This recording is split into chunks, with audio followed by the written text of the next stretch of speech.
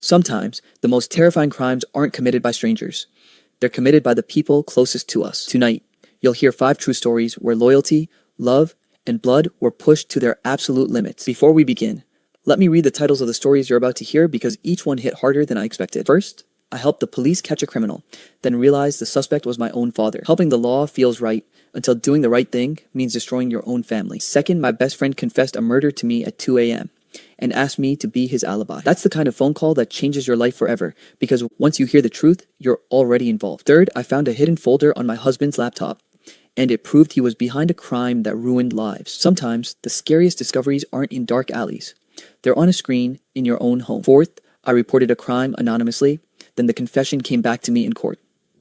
You think anonymity protects you until the truth finds a way to call your name. And finally, my mother's deathbed confession revealed a crime that changed our entire family history. Some secrets stay buried for decades, until the very last breath forces them into the light. These stories aren't about criminals alone.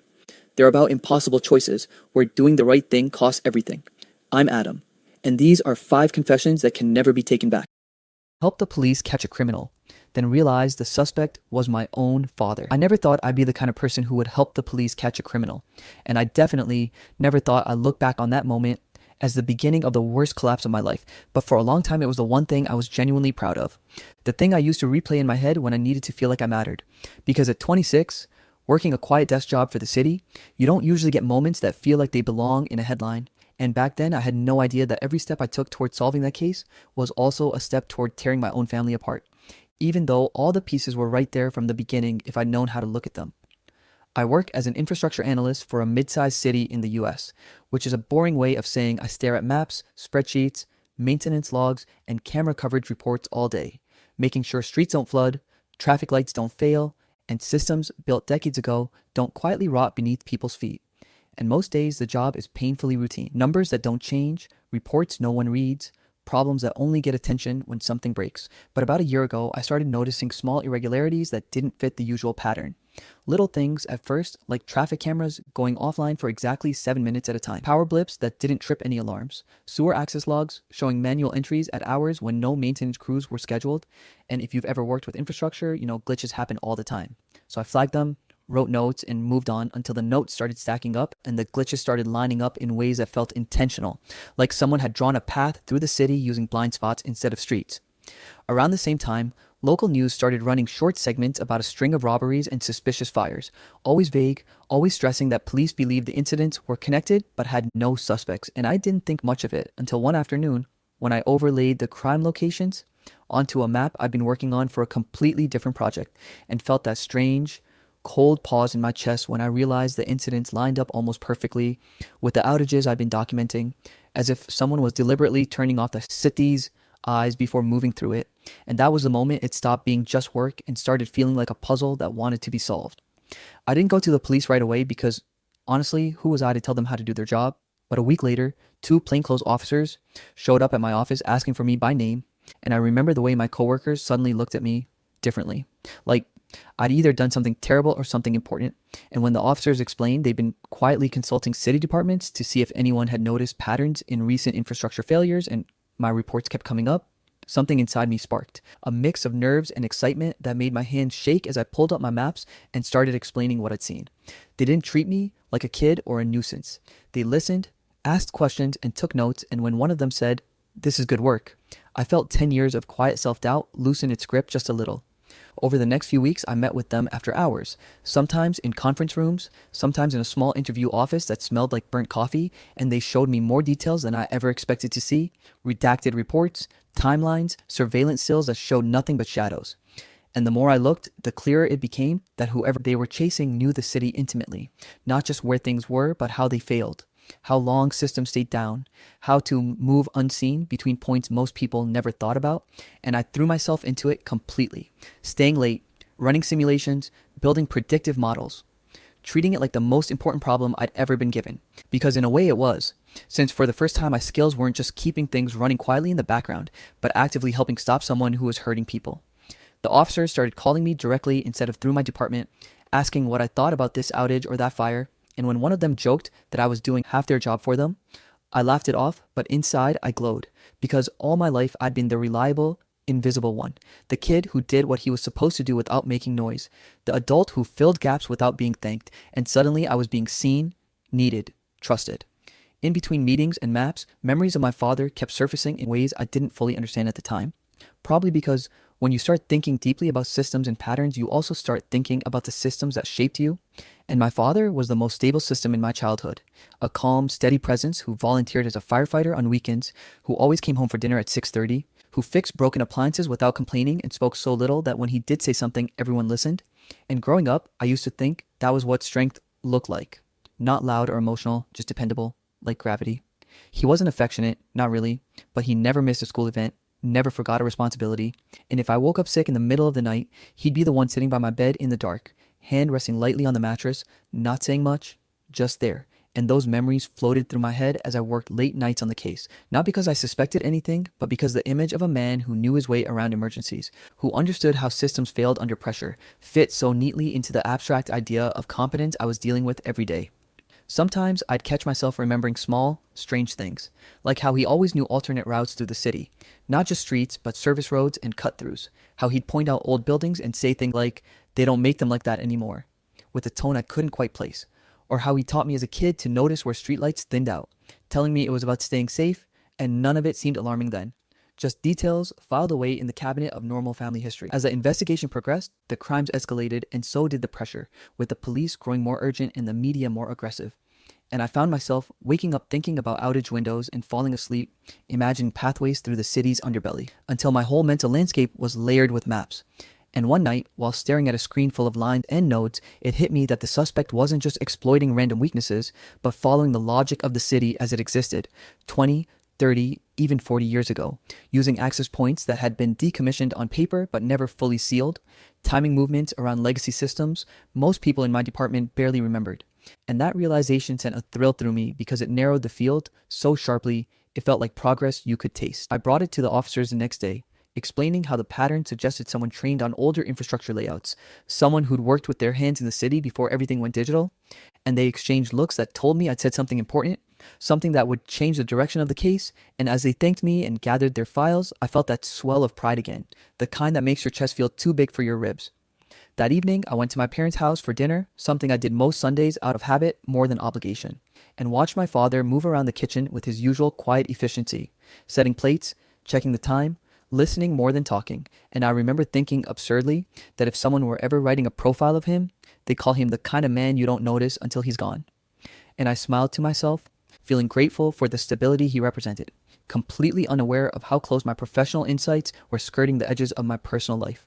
The chapter of my life I'm describing now felt, at the time, like the beginning of something good, like proof that doing your job well and paying attention could matter in ways you never expected. And when I left my parents' house that night and drove home through streets I suddenly saw as layered systems instead of simple routes, I had no idea that the same knowledge making me valuable to the police was also tightening an invisible circle around my own past. Because as I sat later at my desk, staring at a final composite map, I realized with a mix of awe and unease that whoever the suspect was, they didn't just know the city, they'd grown up with it, learned it before rules changed and locks were added, and belonged to a shrinking group of people whose experience bridged the old and the new. And even then, even with that thought hanging there, it never occurred to me to connect that realization to my father. Not yet, because some truths hide in plain sight. Not because they're invisible, but because you've been taught your whole life not to look at them that way. By the time chapter 2 of my life began, the case had stopped feeling like an abstract challenge and started pressing against my body in ways I couldn't ignore, because the more data I fed into our models, the more human the suspect became, until he wasn't just a shadow slipping through blind spots, but a man with habits, history, and muscle memory. And the profile that emerged was disturbingly specific. Male, mid to late 50s, someone who'd spent years working either for the city or in emergency services, someone who knew how to move underground without hesitating, how to unlock access points by touch instead of sight, how long it took for alarms to cascade instead of trigger all at once. And when the detective slid the printed profile across the table toward me with a tired nod and said, "That's about as tight as it gets," I remember forcing a smile while something cold settled behind my ribs. Because a tight list means you're not chasing ghosts anymore, you're circling real lives. I tried to treat it like math, like logic, like any other system that could be solved if you didn't let feelings interfere. But my body didn't get that memo, and I started reacting in ways that felt completely irrational. Like the first time I pulled up a cluster of locations near my childhood neighborhood and my hands went numb on the keyboard, my vision narrowing until the lines in the map blurred together, and I had to excuse myself to the bathroom where I dry heaved over a sink without actually throwing up, staring at my own reflection and telling myself to get it together, because proximity doesn't mean connection and cities reuse spaces all the time. The problem was that it kept happening. Every time the model highlighted an area that overlapped with places I knew too well. Streets I'd biked as a kid, storm drained my friends, and I dared each other to peek into. A decommissioned substation near the park where my father used to park his truck during volunteer shifts. And each time my chest tightened and my thoughts raced, I'd talk myself down with the same script. You're tired, you're overworked. You're projecting because you've been living inside this case for weeks. Coincidences pile up when you're looking for patterns. That's literally what your brain is trained to do. Except the coincidences didn't stop and they didn't stay abstract for long, because one night over dinner, my father casually asked me how the city was handling the recent infrastructure issues, using that exact phrase. And when I told him most of it wasn't public information yet, he nodded like he already knew that and asked whether the outages were still happening in short windows or if they gotten longer. A strangely precise question that made my fork pause halfway to my mouth before I laughed it off and said something vague about systems being complicated. A few days later, he mentioned, without prompting, that one of the fires downtown seemed too clean to be an accident, that arsonists often use secondary ignition points, which I knew for a fact hadn't been mentioned in any press release. And I remember feeling that now familiar wave of dizziness wash over me while another part of my mind scrambled to explain it away. He was a firefighter. Of course he'd have opinions. Of course he'd speculate. Of course I was being weird about it because the case had wormed its way into every conversation. I told myself that over and over as more little things stacked up, like noticing a set of old bolt cutters hanging on a peg in his garage that looked eerily similar to the tool marks the police had photographed at one of the access hatches, or realizing he still kept a collection of outdated city maps rolled up in a corner. Souvenirs from decades ago, he'd once joked, and every time I noticed something new, I'd feel that sick lurch and then slam the door on the thought as hard as I could, because there are lines you don't cross in your head, and suspecting your own father is one of them. Meanwhile, the investigation was accelerating, the officers calling me more frequently, urgency sharpening their voices as pressure from above mounted, and they asked me to help build a final predictive model that would narrow the suspect's likely next move to a specific window and location, something they could actually act on, and I hesitated for a fraction of a second, too long, before agreeing. A hesitation, I told myself, was just nerves, because saying no would mean admitting I didn't trust my own work. And worse, admitting there was a reason I didn't want to look too closely anymore. I threw myself into that model with a kind of desperate focus, triple-checking assumptions, stripping out anything that felt emotionally loaded, telling myself that data didn't lie and that if I stayed disciplined, the results would be clean, objective, safe, and when I finally sent the finished analysis to the detective late one evening and got back a simple, "This helps, a lot," I sat alone in my apartment staring at the confirmation email, feeling neither relief nor pride, just a hollow tension that buzzed under my skin like static. That night, I drove to my parents' house unannounced, telling myself it was just to clear my head, to ground myself in something familiar, and while my mother chatted in the living room, I wandered into the garage, drawn there by a vague, unnameable pull, scanning shelves and hooks with a part of my brain screaming at me to stop, until my eyes landed on a small metal box tucked behind a stack of paint cans, dusty, unremarkable, and absolutely not where it belonged. I don't know what made me open it, curiosity, dread, or the quiet certainty that whatever was making me feel sick all month was waiting inside. But when I lifted the lid and saw the old city access key resting there, heavy and unmistakable, stamped with a serial number I recognized instantly because I'd seen it listed in a decades-old report as missing, presumed lost, something inside me finally broke, and I slid down against the workbench, clutching that cold piece of metal in my shaking hand as the room tilted, and every rational explanation I'd built collapsed under the weight of what I was holding, because keys like that weren't souvenirs, they weren't mistakes, they were tools. And as I sat there in the quiet garage of my childhood home, staring at proof that should not have existed, the realization hit me with nauseating clarity that if the model I just delivered was right, if the profile was accurate, then I hadn't just been helping the police catch a criminal, I had been guiding them, step by careful step, closer to my own father, tightening a circle I didn't know how to stop. And the sickest part of all was understanding that the work I was proudest of might already have sealed his fate. I didn't sleep after that night in the garage, not really, because every time I closed my eyes, my mind dragged me backward through my childhood and replayed it with a new, horrifying clarity. Like someone had taken all my memories and adjusted the lighting so the shadows finally made sense. And I lay there, staring at the ceiling, while scenes I'd never questioned before reassembled themselves into something grotesque. My father teaching me how to notice which manholes were safe to step near. The way he insisted on knowing exactly where I was going and which route I'd take. How calm he always was during emergencies. Not reassuring calm, but focused calm. The kind that doesn't spike with adrenaline because it's already familiar, and once the door cracked open, it wouldn't close. Every small detail suddenly sharp enough to cut me. I kept telling myself I needed proof, something definitive, because a key in a box wasn't a confession and suspicion wasn't guilt, and part of me clung desperately to the idea that I'd misunderstood everything, that there was some explanation I hadn't considered, but another part of me, the part that had built models and followed logic all my adult life, already knew that the odds of coincidence had collapsed to almost nothing. I avoided my father for 2 days after that, not because I was afraid of him in the way people imagine fear, but because I was afraid of what I might see if I looked at him directly, afraid that whatever mask I believed in my entire life would finally slip. And when I did see him, it wasn't the confrontation people expect in stories like this.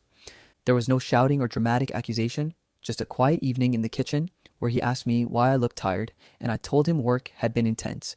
And then, heart hammering, I said something deliberately vague about the police narrowing their suspect list, about how they were looking at former city workers and emergency responders, watching his face the entire time for a flicker of surprise or denial. He didn't react the way an innocent man would, not with confusion or curiosity, but with a slow, almost imperceptible tightening around his eyes, the look of someone measuring distance, and when he met my gaze, there was something in it I'd never seen before. Not anger or fear, but resignation, like he'd been waiting for a moment he knew was inevitable. And in that silence, stretched too long to be normal, he didn't say he was worried or offended or ask why I was telling him this. He just said calmly, "You've always been observant." And that was it. No denial, no protest, just an acknowledgement that landed heavier than any confession could have. I left shortly after, hands shaking on the steering wheel, knowing with a certainty that hollowed me out that the truth was already decided, that whatever I did next wouldn't change what was coming.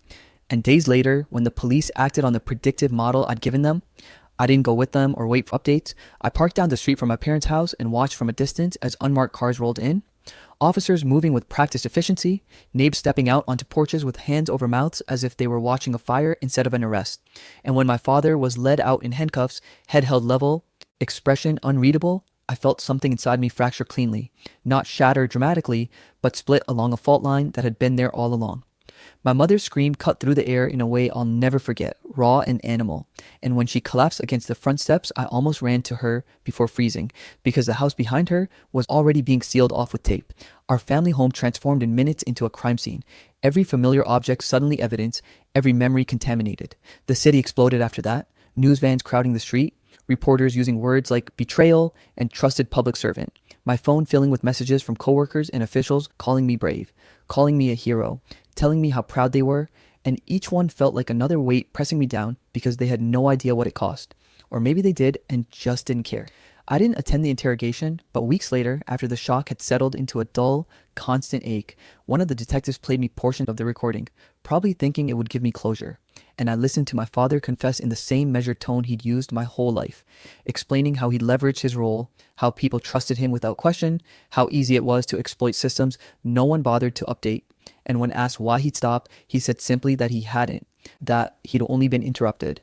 And that admission, delivered without remorse or hesitation, hollowed me out more than the arrest ever could, because it confirmed that the man I'd admired wasn't hiding a momentary lapse or a tragic mistake, but an entire secret life built on calculation and control. After that, I unraveled quietly, the way functional people do, showing up to work while drinking too much at night, sitting in therapy offices unable to say his name out loud, isolating myself from friends because I didn't know how to explain that the same instincts that made me good at my job had also guided the police straight to my own father. And every time someone praised my contribution to public safety, I felt like an executioner being applauded for pulling the lever. Court came faster than I expected, and when I sat in the gallery listening to charges read out in language so clinical it barely seemed real, I couldn't bring myself to look at him. Not because I hated him, but because I was terrified that if our eyes met, I'd see the man who used to sit by my bed when I was sick, and that collision of past and present would break whatever was still holding me together. And as the judge spoke and cameras clicked and justice moved forward exactly as it was supposed to, I realized with a sick, sinking certainty that this was what no one tells you about doing the right thing. Sometimes it works perfectly, and it still ruins you. And as I left the courtroom that day, praised and pitied in equal measure, I understood that justice doesn't feel like victory when the person you've helped condemn is the one who taught you how to be the person capable of condemning him. Months passed in a way that felt both painfully slow and frighteningly fast, like my life had been picked up and shaken until everything familiar fell out, leaving me in a quiet aftermath where nothing quite fit anymore. And by the time the city stopped running, my father's face on the news every night. I was living in a small apartment across town with mismatched furniture and boxes I still hadn't unpacked. Not because I was busy, but because committing to where things belonged felt like lying to myself about permanence, and almost everyone I'd grown up knowing had either stopped calling or didn't know what to say when they did. My extended family fracturing along invisible fault lines where some decided blood mattered more than truth, and others decided silence was safer than choosing a side. And through it all, my name followed me like a shadow, permanently attached to the case in ways I couldn't escape, whispered with admiration in professional settings and with discomfort everywhere else, as if people didn't know whether to congratulate me or apologize. And the hardest part wasn't the isolation or the looks or even the nights when sleep refused to come. It was the question that gnawed at me every quiet moment. If my father was capable of everything he'd done, if that darkness had lived inches away from me my entire life, then what's that say about me? About my instincts, my values, the parts of myself I'd always assumed were solid and self-made. Therapy helped in the way physical therapy helps after a break. Slow and frustrating and often painful, forcing me to move parts of myself I wanted to keep still. To talk about how betrayal feels different when it's inherited, how guilt can exist even when logic says it shouldn't, and how loving someone doesn't obligate you to protect their lives. But understanding something intellectually didn't make it hurt less, especially when sentencing day arrived, and I found myself back in a courtroom that smelled faintly of cleaning solution and old paper, sitting straighter than I felt, hands folded to keep them from shaking, listening as the charges were read again, more formally this time, each one like a nail sealing something shut. My father stood when he was told to, sat when he was told to, the same calm, disciplined man he'd always been, and when the judge offered him a chance to speak, there was a moment where the entire room seemed to hold its breath, where some small, traitorous part of me hoped for something that might soften the blow. An apology, an acknowledgement of harm, even a crack in that composed exterior that would prove he was human in the way I needed him to be. But he didn't give it. He spoke briefly and clinically, accepting responsibility in the same detached way he'd accepted every task I'd ever seen him perform. And when he was done, there was no looking around for forgiveness, no glance toward my mother or me, just a nod like the conclusion of a meeting. And as the sentence was handed down and the consequences finally became permanent, I felt an unexpected calm settle over me. Not relief, not closure, but the quiet certainty that the truth, once fully exposed, doesn't owe you comfort. Walking out of the courthouse that day, past cameras I no longer bothered to notice, I understood something that had taken months to reach. I hadn't betrayed my father by telling the truth or by doing my job or by refusing to look away when the evidence pointed somewhere unbearable. He had betrayed me first, long before the arrest, long before I ever sat in front of a map and traced patterns through the city, by building a life on lies and expecting the people closest to him to unknowingly help carry their weight. That realization didn't erase the grief, but it untangled it from the guilt, and for the first time since everything fell apart, I felt like I could breathe without bracing for impact. That's why I'm writing this now, anonymously, into the void of the internet. Not because I think my story is special or because I want sympathy, but because carrying it alone was slowly hollowing me out. And because I've learned that evil doesn't announce itself with obvious signs or monstrous behavior, it often wears familiar faces and dependable routines and shows up exactly where you're taught to feel safest. And because doing the right thing doesn't always lead to clean endings or moral victories. You can frame and hang on a wall. Sometimes it just leaves you with scars and the knowledge that you chose truth anyway. I don't have a neat conclusion or a lesson that makes everything make sense. I still have days where I miss the father I thought I had and nights where I wonder who I might have been if none of this were true, but I'm learning to live honestly with that contradiction, to accept that loving someone doesn't mean excusing them and that integrity can coexist with heartbreak. And if there's one thing I've come to believe after all of this, it's that telling the truth, even when it ruins the life you knew, is still the only way to build whatever comes next. Because a life built on lies, no matter how stable it looks from the outside, will always collapse eventually, and I'd rather live with the pain of knowing than the quiet rot of pretending I don't. The end. My best friend confessed a murder to me at 2 a.m. and asked me to be his alibi. I don't know how people usually remember the moment their life split into a before and an after, but for me, it wasn't some dramatic speech or slow realization. It was the vibration of my phone rattling against my nightstand at 2:07 a.m. A sound so aggressive it pulled me out of sleep like a hand around my throat, and I remember squinting at the screen, annoyed more than worried at first, seeing my best friend's name flashing again and again, missed call after missed call stacking so fast my phone barely had time to stop buzzing before it started again. And my first thought, stupidly calm in hindsight, was that he was drunk or spiraling again, because he'd always been like that. Emotional storms in human form, the kind of guy who felt everything at full volume and needed someone else to hear it too. So I answered with a groggy, "Dude, it's 2 a.m. What the hell is wrong with you?" already rubbing my face and preparing myself for tears or yelling or some story about how his life was falling apart. But instead of his usual loud, chaotic energy, there was silence, thick and suffocating, broken only by his breathing. Fast, shallow, like he'd just finished running. And then his voice came through so quiet I had to press the phone tighter to my ear, a whisper that didn't sound like him at all. And he said my name like he was afraid someone else might hear it. And that was the first moment I felt something was off, because he never whispered, not even when he should have. And I remember sitting up in bed, the room suddenly too dark, my heart starting to pick up speed as I asked him where he was and what was going on. And he didn't answer right away, just kept breathing into the phone until finally he said, "I need you to come meet me." And I laughed, actually laughed, because it still didn't feel real yet, because denial is a comfortable place to sit when you don't know what's about to hit you. And I told him to go to sleep, that whatever it was could wait until morning, that he was probably overthinking something again. And that's when his voice broke completely, cracked right down the middle, and he said, "I can't wait until morning." And then, after another pause that felt like it stretched for miles, he said the 5 words that burned themselves into my brain so deeply I still hear them when I close my eyes. "I think I killed someone." And I remember the exact second those words landed, because my entire body reacted before my mind did, my stomach dropping like I'd missed a step on the stairs, my chest tightening so hard it actually hurt to breathe. And I said, "What?" Not because I hadn't heard him, but because my brain was desperately trying to rewind time to a moment before those words existed.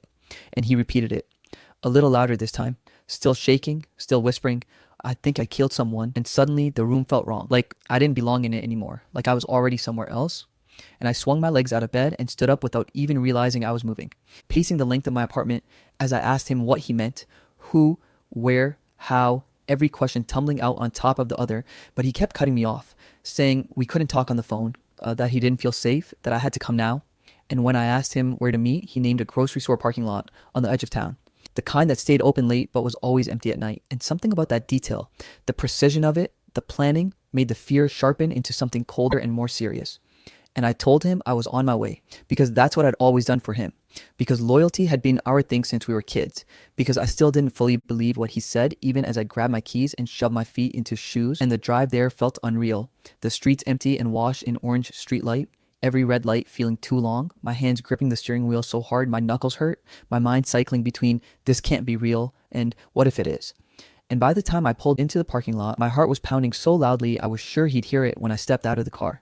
And I spotted him immediately, standing under a flickering light near the far edge, hunched in on himself like he was trying to disappear. And even from a distance, I could tell something was wrong, because his clothes were dark in places they shouldn't have been. And as I got closer, the smell hit me first, metallic and sharp, and then I saw the stains, dried and smeared across his hoodie and hands, and I stopped a few feet away, suddenly unable to take another step, my brain screaming at me to run, to get back in my car and leave and pretend this never happened. But my body didn't listen, because he looked up at me then and I barely recognized him. His eyes glassy and unfocused, red-rimmed like he'd been crying for hours, his face pale beneath the harsh parking lot light, and he started talking the second he saw me, words pouring out of him in a rush, like if he didn't get them out immediately he might explode. And he told me there had been a fight, that it wasn't supposed to happen, that things got out of control so fast he didn't even remember every detail clearly. Just flashes, raised voices, a shove, a moment where something inside him snapped. And as he spoke, I noticed his hands wouldn't stop shaking, even when he tried to shove them into his pockets. And I asked him who it was, my voice sounding distant to my own ears. And when he told me the name, my chest tightened all over again, because it wasn't some stranger or random person like I'd been hoping. It was someone from our past, someone tangled up in old memories and unresolved resentment, someone who knew too much about both of us. And suddenly, this wasn't just a crime. It was a collision of everything we'd ever tried to leave behind. And he kept saying it was an accident, that he hadn't meant to hurt him that badly, that he just wanted to scare him, to make him back off. And I listened, nodding mechanically, my brain cataloging every word, even as part of me screamed that I shouldn't be hearing any of this. That knowing made me complicit somehow, and as the minutes passed, the parking lot seemed to shrink around us, every distant car sound making my shoulders tense, every flicker of the light above us feeling ominous, and eventually his rambling slowed, his eyes locking onto mine with a desperation that made my stomach twist. And that's when he asked, "I need you to say I was with you tonight." And the words hung between us, heavy and awful, and I didn't answer right away, because suddenly every possible future flashed in front of me. Him going to prison, me lying to the police, our lives unraveling in ways I couldn't even fully imagine yet.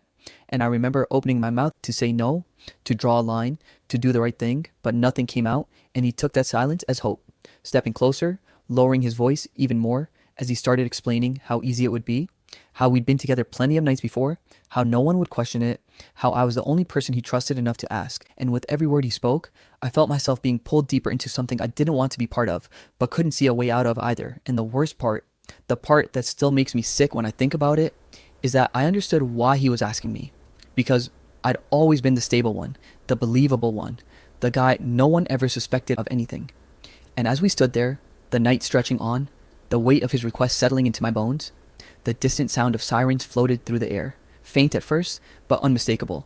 And my heart jumped into my throat as we both froze, listening. And in that moment, as the sirens grew a little louder, I realized with terrifying clarity that whether I liked it or not, whether I spoke another word or turned around and walked away, my life was already tangled up in his, and that the call at 2:07 a.m. hadn't just woken me up. It had dragged me into a story I couldn't step out of anymore. I wish I could say I made a clean, conscious choice to help him, like I weighed morality against loyalty and picked the wrong side on purpose, but the truth is uglier and simpler. I agreed because I was scared, because I was standing under that flickering parking lot light, listening to sirens creep closer through the night air, because I just heard a man I'd known half my life confess to killing someone, and I didn't know how to exist in a world where that information lived inside my head. So when he looked at me with those bloodshot eyes and said my name like it was a lifeline, I nodded. And that nod sealed everything that came after. Because once I said yes, even quietly, even without words, the night shifted from something happening to him into something happening to us. And the first thing he did was exhale like he'd been holding his breath for hours. Like my silence had just given him permission to survive. And we got back into our cars and drove separately to my apartment so we wouldn't be seen together in the parking lot any longer. And the drive felt longer than before. Every shadow on the road, looking like a cop. Every passing car making my pulse spike. And when we got inside my place, he paced like a trapped animal while I sat at my kitchen table trying to slow my breathing. And that's when the planning started, methodical and terrifying, because he'd already been thinking about this, already had fragments of an alibi forming in his head, and he talked fast, laying out ideas like if we said he'd come over around 9, if we ordered food, if we watched something stupid on TV, if there was a receipt somewhere, a timestamp, something digital that could anchor his presence to my apartment.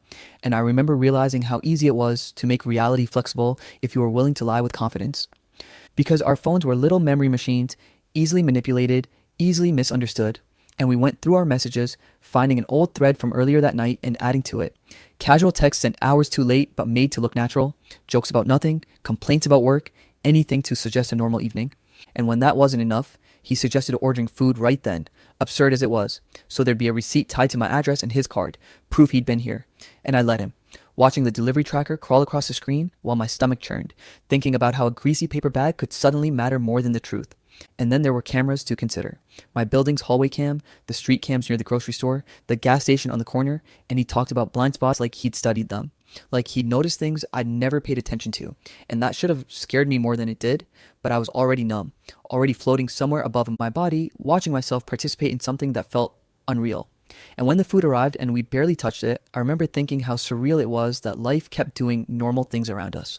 Drivers delivering meals, neighbors sleeping peacefully, the world completely unaware that two men were sitting in a small apartment, quietly constructing a lie big enough to swallow both of them. And we were still in the middle of that when my phone buzzed with an unknown number, and my heart nearly stopped, because something in my gut told me before I even answered, and when I did, a calm voice introduced himself as a detective and asked if I knew my friend. And my mouth went dry instantly, my mind screaming at me to tell the truth, to end it right there before it grew teeth and claws, but instead I heard myself say yes. And when he asked where my friend had been that evening, the lie came out smoother than I ever expected, rehearsed and believable, like I'd been telling it my whole life, and the detective thanked me and said they might come by to ask a few questions in person. And when the call ended, my friend looked at me like I'd just saved his life, relief washing over his face so strongly it almost looked like happiness. And that was the first moment I felt truly sick, because something about how quickly he relaxed didn't sit right with me. And sure enough, the detectives showed up the next afternoon, polite but sharp, eyes that missed nothing, and they sat on my couch while I repeated the story again, answering questions about what we watched, what we ate, what time he arrived, what time he left, and every answer felt like I was hammering another nail into something I couldn't see yet, but knew was being built around me. And they nodded, took notes, thanked me, and left. And the second the door closed, I realized my shirt was damp with sweat and my hands were trembling. And after that, nothing went back to normal. Not really, because cracks started forming almost immediately. Small at first, easy to ignore if you didn't want to look too closely. Like how my friend kept slipping on details when we talked privately, saying he'd arrived at my place earlier than we'd agreed, then correcting himself, or mentioning things he shouldn't have known if he'd really been with me all night, and each time I brushed it off as stress, trauma, shock, telling myself of course he was inconsistent, of course his memory was messy. But then the news report started, and I made the mistake of watching them alone one night while he was asleep on my couch, and the anchor's voice was steady and clinical as she described the crime scene, the injuries, the sheer violence of it, and my stomach dropped because it didn't match the version he told me. Not even close. And I sat there staring at the screen, replaying his words in my head, realizing how much he'd minimized, how carefully he'd framed it as a momentary loss of control. And that's when the guilt really started digging in, because I couldn't sleep anymore. Every time I closed my eyes, I saw that parking lot, those shaking hands, and every siren outside my window felt like it was meant for me. And I started noticing things I'd never noticed before, like how he never asked about the victim beyond what the police knew, how his fear was always about getting caught, never about what he'd done, never about the person who was gone. And the more I watched him, the more unsettled I felt, like I was living with a stranger wearing my friend's face. And halfway through one sleepless night, unable to quiet my thoughts, I started digging. Not because I had a plan, but because my mind needed something to hold on to, and I went through old messages, old emails, memories I buried, and that's when I found it. Something small but undeniable, a piece of evidence he'd missed in his panic, something that proved he'd known exactly what he was doing, that the fight hadn't been spontaneous, that he'd gone there prepared. And as I sat there in the dark, staring at my phone, my heart pounding so loud I was sure it would wake him, a new, colder fear settled over me, because in that moment I understood two horrifying truths at once. The man sleeping on my couch hadn't killed by accident, and if he found out I knew, there was no guarantee I wouldn't be next. I didn't decide to investigate because I was brave or righteous. I did it because once the idea lodged itself in my head that he'd lied to me about the nature of the murder, I couldn't unsee it, couldn't unknow it, and every quiet moment became unbearable. So I started moving through my days like a man possessed, doing my job on autopilot, smiling at coworkers while my brain mapped timelines and locations. And at night I drove, telling myself I just needed air, just needed to clear my head, but always ending up near places connected to him and the victim, parking across the street or down the block and sitting there with the engine off, watching, imagining how that night had actually unfolded. And the more I replayed it, the less his story fit. So I began doing small things at first, harmless things like stopping by the bar where they'd argued earlier that week and chatting casually with the bartender who recognized me from years ago, easing into questions about whether she'd seen either of them recently, and the look on her face when she mentioned the tension between them. The way she said it wasn't the kind of argument that blew over, planted another seed of dread in my chest. And then there were the old friends, people we drifted away from, but who still remembered our shared past. And I reached out under the excuse of reconnecting, steering conversations toward the victim, toward what he'd been doing lately, and piece by piece a picture formed that made my skin crawl, because the victim hadn't just stumbled into a fight. He'd been digging, asking questions, threatening to expose something tied to my best friend that went way back, something financial and illegal and devastating if it came out. And the worst part, the part that made my stomach twist every time I thought about it, was that my name surfaced more than once, not as a culprit, but as a loose end, someone who could corroborate timelines, someone whose clean reputation made him useful. And suddenly, the alibi I'd given wasn't just covering up a murder, it was shielding an entire house of cards that I hadn't even known I was standing inside. And while I was uncovering all this quietly, my friend was watching me. I'm sure of it now, because he started changing. Little by little, the warmth he'd shown me after I lied for him cooling into something sharper, more calculating, his questions becoming more pointed, asking where I'd been, who I'd talked to, whether I'd said anything strange to anyone. And at first he framed it as concern, as worry about the investigation, but then it shifted into reminders of everything I'd done for him, everything we'd been through together, how loyalty was all that mattered in the end. And when that didn't work, when I didn't immediately reassure him, the tone darkened, jokes edged with threat, comments about how dangerous the situation was for both of us now, how if one of us went down, the other wouldn't be far behind. And I started sleeping with my phone on my chest because every notification made my heart leap, convinced it would be the police or worse, him standing outside my door. And the police pressure did increase, slowly but relentlessly. Detectives calling me back in just to clarify a few things, their questions circling tighter each time, their eyes lingering on me a second too long, and I could feel them weighing my answers, comparing them to something I couldn't see. And friends started noticing too, asking why I looked so tired, why I jumped at noises, why I seemed distracted all the time. And when my mom called one evening and asked if I was okay because she'd seen something on the news that made her worry, my chest tightened so hard I thought I might pass out, because suddenly this wasn't just about me and him anymore. It was bleeding into every corner of my life.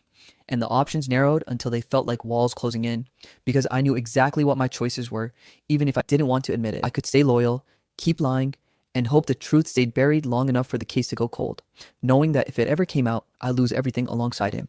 I could tell the truth, go to the police with what I knew and detonate not just his life, but my own, dragging old friends, maybe innocent people, into the blast radius. Or I could try something else entirely, something dangerous and quiet and precise, something that required me to play a role I'd never wanted.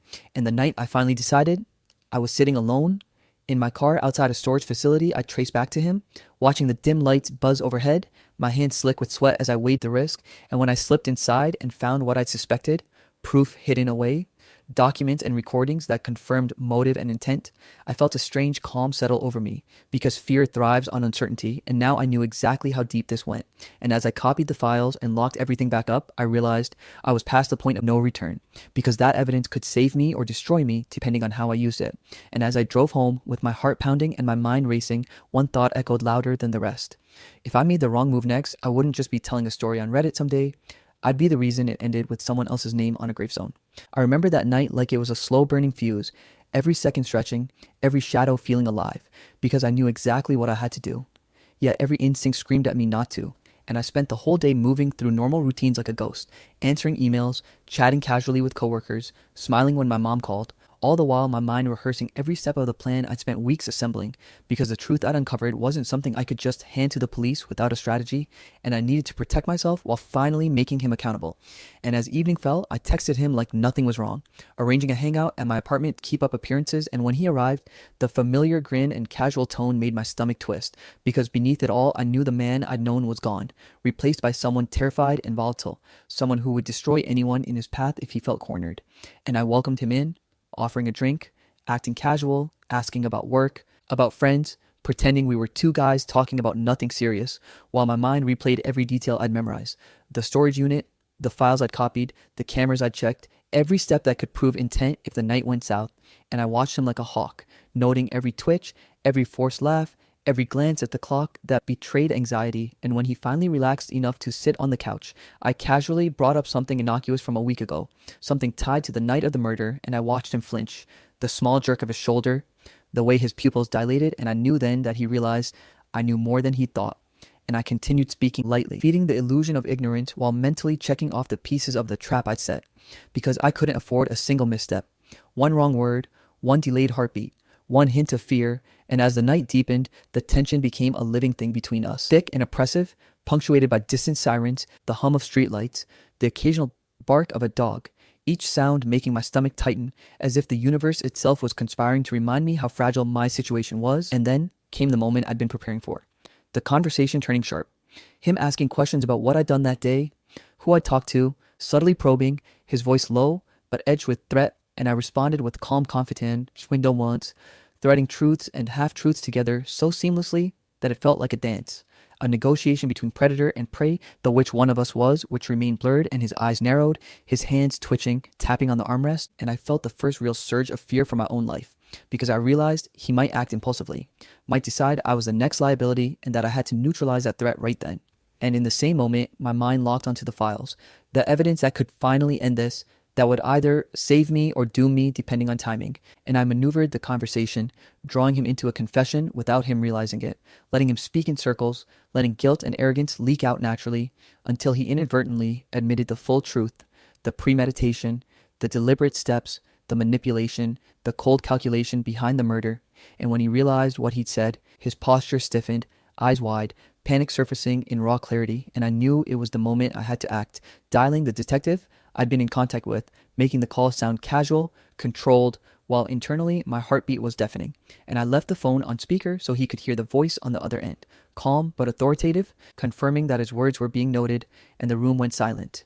Tension so thick it was almost tangible, like the air itself was holding its breath, and he lunged suddenly, a desperate motion, but I was faster, stepping back, pulling the couch between us and shouting instructions to the dispatcher, giving exact location, detailing the threat, while my hand hovered near the door, ready to escape if necessary. And outside, I could hear the distant rumble of police cars converging, the tires crunching over asphalt like drum beats counting down the final seconds, and I watched him unravel, the mask of bravado falling away, revealing a man trapped in his own fear, realizing that no one was on his side anymore. And as the officers burst through the door moments later, weapons drawn, shouting commands that shook the room. I felt an odd mix of relief and dread. Relief that the night was ending, that the threat to my life was finally contained, and dread for the lives that would forever bear the weight of what had happened. Because justice arrived messy, chaotic, imperfect, the way it always does, with him being led away in handcuffs, eyes darting to me, rage and disbelief flashing briefly before fading into defeat. And I slumped into a chair, exhausted, shaking, unable to speak, my mind replaying every choice I'd made, every silence I'd held, every lie I'd told.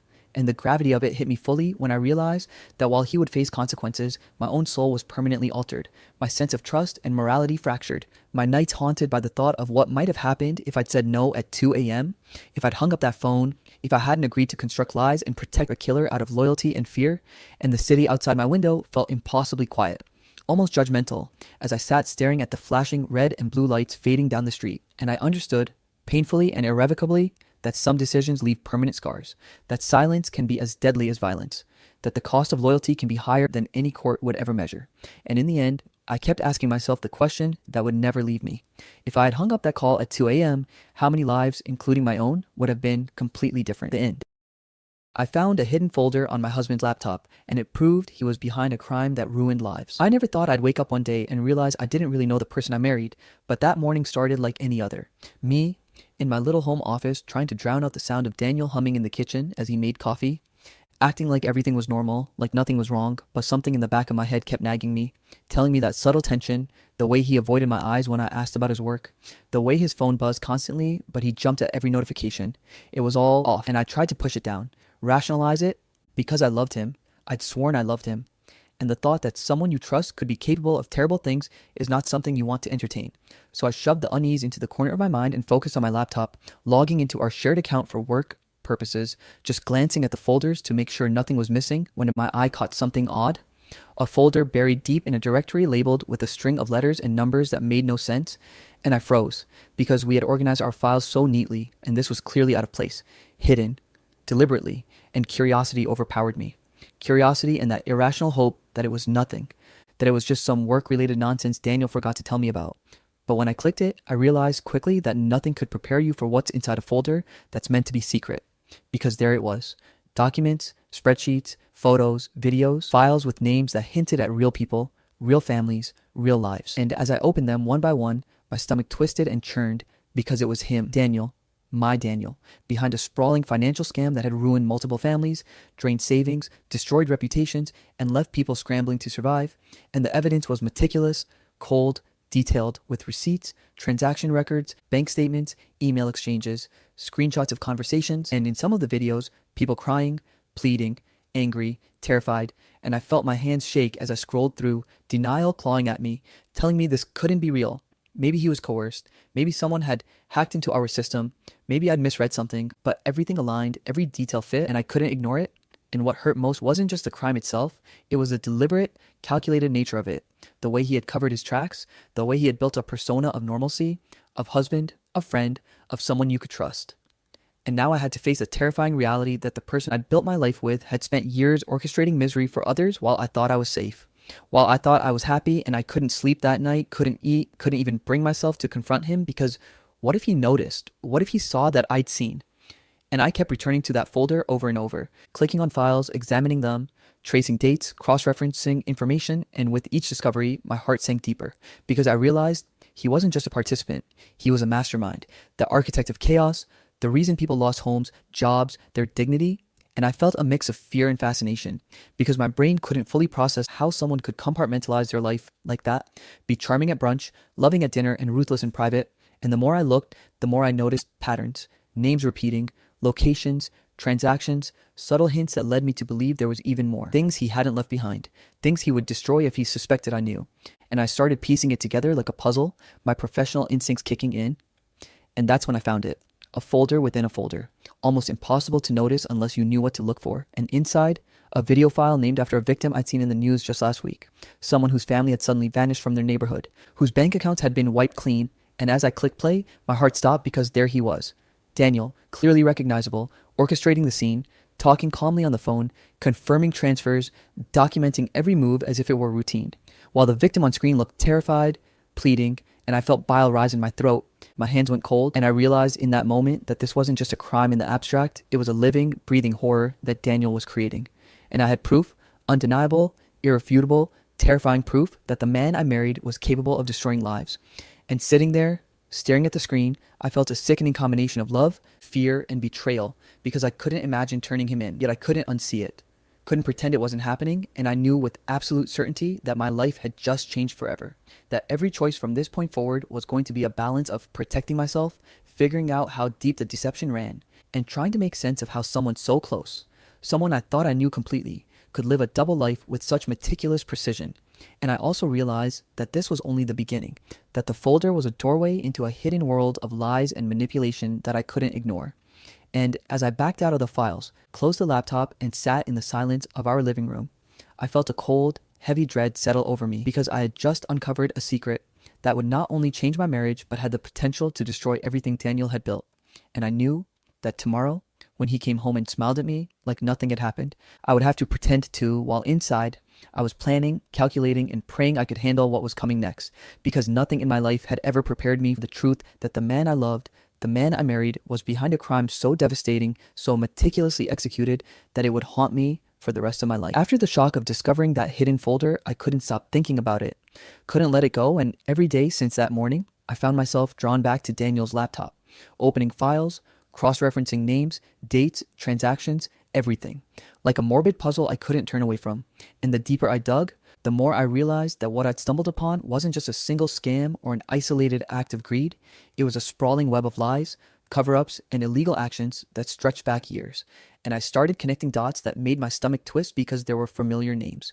People we knew, neighbors, colleagues, casual friends, and suddenly I began to see that Daniel's charming, polished exterior wasn't just a mask, it was a tool, a carefully crafted persona designed to make everyone around him oblivious to what he was actually doing. And I couldn't help but flash back to the subtle ways he'd manipulated situations, the times he'd convinced me to lie for him in minor ways that now looked like tiny rehearsals for much bigger deceptions, the way he'd charm people effortlessly while quietly taking advantage behind the scenes, and every memory felt tainted, every shared moment suspicious, because now I saw it all in the context of a man who was a criminal mastermind hiding in plain sight. And the realization hit me harder when I uncovered documents showing connections not just to wealthy investors and unsuspecting families, but to law enforcement and other officials who seemed complicit or conveniently blind to his actions. And that's when paranoia set in. Because if Daniel had built this empire of deceit with such meticulous care, could he detect that I was snooping? Could he sense that I'd stumbled onto the truth? I started checking the house obsessively, noticing little things I'd ignored before. The way he shut his laptop suddenly when I entered the room. The way he kept receipts and files in locked drawers. The way he insisted on privacy for trivial things. All of it making sense now. Each action a piece of a puzzle I hadn't been aware I was solving. And as I sifted through the folder further, I began finding patterns of manipulation and control. How he isolated victims, gained trust, built fake personas, and then orchestrated financial destruction, leaving lives in ruin. And it wasn't just faceless numbers on spreadsheets. It was real people, real families, people crying, begging, losing everything, while Daniel recorded it all like some perverse game. And I couldn't believe how calculated it was, how emotionless, how deliberate. And in the midst of my investigation, I started noticing connections to people around me. Friends we hung out with, colleagues I worked with, acquaintances who had stories that suddenly made sense, little hints I'd ignored. And it was terrifying to realize that Daniel's life and mine intersected with all these people without their knowledge, that his crimes had touched people we knew without them even suspecting it. And that made the betrayal feel even deeper, because it wasn't just abstract, it was personal. And I began cataloging evidence carefully, taking notes, screenshots, everything I could preserve without him noticing. But the more I gathered, the more I felt my own fears spiraling, because every time I caught a detail, every time I found a ledger or an email thread that proved he'd manipulated someone to their ruin, I imagined him catching me in the act, his calm smile twisting into something menacing, and I realized I was playing a dangerous game of cat and mouse inside my own home, with no clear rules and stakes higher than I could comprehend. And flashbacks haunted me. Little incidents where he'd forgotten to mention money transfers, subtle manipulations with friends, moments where he'd guilted me into silence over trivial lies, all of it a rehearsal for the deception I was uncovering. And I started thinking about the victims, anonymous faces at first, but slowly names became familiar. Faces I had maybe seen at the grocery store, people whose lives were intertwined with ours in small ways that Daniel had destroyed without remorse. And it was sickening because I kept asking myself why. Why someone who could seem so normal, so loving, could orchestrate so much pain with such precision, and the answer was terrifyingly simple. Control, power, and the thrill of knowing he could get away with it. And I realized that this web extended further than I could imagine, with minor players, employees, even friends unknowingly aiding him. And I had to map it out meticulously, like connecting constellations, a sky of lies, every detail critical to understanding the full scale of what Daniel had built. And the more I pieced together, the more I understood that this wasn't just greed, it was mastery, a criminal genius operating under the radar while pretending to be an average husband and friend. And as I dug deeper, I stumbled across a folder labeled cryptically, something like Project Eclipse, and inside was a video file, unlisted, unmarked, dated last month, showing Daniel doing something I literally couldn't believe, a crime I thought was impossible for someone to pull off without detection, a perfect, coldly executed act that tied back to a victim whose disappearance had shocked the news recently. And watching him calmly orchestrate it, giving instructions, documenting everything, I felt my mind reel, my hands trembling, because I had proof, undeniable proof, and suddenly the paranoia that had been simmering boiled over. I was terrified he would notice I'd seen this, that my life, my freedom, my safety could be gone in an instant.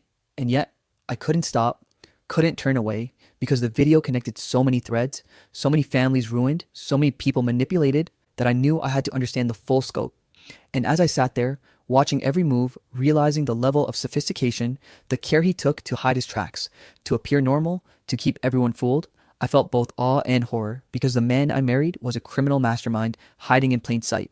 And that realization, that undeniable truth, made every interaction with him suddenly loaded with danger. Every smile, every casual touch, a potential threat, and I knew that I had to keep gathering evidence, keep documenting, keep digging, because if I didn't, more lives would be destroyed. And maybe, just maybe, I could find a way to stop him, expose him, and survive. And that night, when Daniel kissed me goodnight and whispered that everything was fine, I felt nothing but the weight of the truth pressing down on me, because I knew he was capable of anything. And now, more than ever, I had to be smarter than him, faster than him, and more careful than I'd ever been in my life, because the web of lies he'd spun was vast, and I was trapped inside it, watching, learning, and preparing, knowing that the next step could be the most dangerous yet, and it was only a matter of time before the secrets I'd uncovered demanded action. And I wasn't sure if I was ready for what that would mean, but I also knew I had no choice. Things had escalated faster than I ever imagined they could, faster than I was ready for. And every day since I'd uncovered Daniel's hidden folder, every moment had become a delicate balancing act between pretending everything was normal and trying not to get caught while digging deeper into the twisted web he'd built. Because at first I thought I could remain invisible, quietly documenting his actions, cross-referencing files, reaching out discreetly to victims, and maybe, just maybe, gathering enough evidence to stop him. But over the past few days, I realized that he had begun noticing subtle changes in me. The way I hesitated when he asked simple questions, the way my eyes flickered toward his laptop or documents I tried not to handle in his presence, the way I asked innocuous questions that now felt pointed, and though he never confronted me directly, there were moments, tiny, almost imperceptible moments, when his charming exterior slipped, when I saw flashes of something darker behind his calm smile, a cold, calculating edge that I hadn't recognized before, and it terrified me, because I could see that Daniel was watching me, gauging me, testing me, and the thought that he might know, even in part, made my blood run cold. And yet I couldn't stop, I couldn't turn away, because the folder, the evidence, the lives he had destroyed, they demanded action, demanded that I understand the full scope of what I was dealing with before it was too late. And so I became more careful, more secretive, hiding files, encrypting my own copies, making contacts with victims under the cover of anonymity, sending emails that could never be traced back to me, talking in careful coded language, all while maintaining the facade of a loving husband who was oblivious to the world. And it was exhausting, mentally, emotionally, physically, because I had to think 10 steps ahead at all times, trying to anticipate what Daniel might do if he suspected I was onto him. And meanwhile, I began noticing the cracks in his veneer more and more, the little signs that betrayed the monster I'd married. A flash of anger when I accidentally left a folder open, a subtle intimidation in his tone when I asked innocent questions, a smirk that didn't reach his eyes when he sensed hesitation in me. And I realized with a sinking feeling that he was playing a psychological game, probing, testing, making me doubt myself even as I held the truth in my hands. And it was suffocating because he was brilliant at it, manipulative in ways I hadn't imagined, the way he could be loving and terrifying at the same time, keeping me constantly off balance. And I had to remind myself over and over that I wasn't imagining things, that the evidence in my hands proved who he was, that the people he had destroyed existed, that their lives mattered, and that I had to act, despite the fear clawing at my insides, despite the terror that he might catch me at any moment. because now I knew for sure that I was in danger, and that realization hit me harder than anything I'd experienced before, because loving someone doesn't protect you from their capacity for violence or manipulation, and I couldn't count on anyone else to see what I saw, to understand what I knew without putting myself at risk. And so I carefully reached out to some of the victims I had traced using burner emails, encrypted messages, anonymized phone numbers, whispering my questions, confirming details, connecting threads, and I could feel my heart pounding every time I hit send, every time I hoped they wouldn't ignore me, because I knew that one wrong move, one slip could ruin everything. And meanwhile, Daniel continued his daily life like nothing was wrong, hosting friends, attending meetings, smiling at neighbors, but with an undercurrent of menace that I couldn't ignore. And the tension was unbearable because I started noticing patterns, plans, subtle signs that he was targeting someone else, that he had a new scheme in motion, and the deeper I looked into his documents, the clearer it became that he had already picked a new victim to frame. An innocent person who had no idea that their life was about to be destroyed to cover Daniel's tracks, and I couldn't believe the audacity, the coldness, the precision with which he orchestrated these things, and I realized that waiting, hesitating, trying to gather more information might cost someone their life, and that maybe, just maybe, my own life was on the line if I delayed, because he was capable of noticing the smallest slip, and if he did, there was no telling what he might do. And it was that knowledge, that gnawing fear, that pushed me to make a decision in that moment, sitting in our quiet house, pretending to work while planning how I could act without being noticed, while trying to figure out how to protect myself and others, because I had reached the point where doing nothing was no longer an option. And I started laying the groundwork, mentally mapping out contingencies, imagining confrontations, rehearsing conversations in my head, all while keeping up appearances around him. And it was exhausting, terrifying, but necessary, because the stakes had never been higher. And as I pieced together the evidence of his new plan, the documents, the communications, the photos, all pointing to someone unsuspecting being set up as the next scapegoat, I realized that I could no longer wait, that the web of lies, the manipulation, the danger had reached a point where immediate action was required. And even as I shivered with fear thinking about confronting or exposing him, even as I weighed the consequences, I knew in my gut that if I didn't move now, more lives would be ruined, and maybe mine too. And that cold clarity, that urgent necessity drove me to prepare, to strategize, to steel myself, because Daniel had proven over and over that he was brilliant, ruthless, and unpredictable, and I had to be smarter, faster, more careful than I'd ever been in my life. And I couldn't afford mistakes, hesitation, or mercy, because the next move I made could save or destroy lives. And the knowledge of that, the suffocating, inescapable truth, left me trembling, heart racing, mind spinning, and yet resolute, because I had reached the point of no return, knowing that the danger was close, that he was watching, that he might already suspect, and that the only way forward was to act with precision, courage, and speed before Daniel's next plan came to fruition and innocent people, maybe even myself, paid the ultimate price. By the time I realized I couldn't wait any longer, I had mapped out a plan so carefully it felt like walking a tightrope over a canyon. Every step calculated, every move deliberate, because Daniel's intelligence, his cunning, meant that one wrong action could cost me everything, and I had to set a trap, a digital and psychological snare that would expose him once and for all without tipping him off.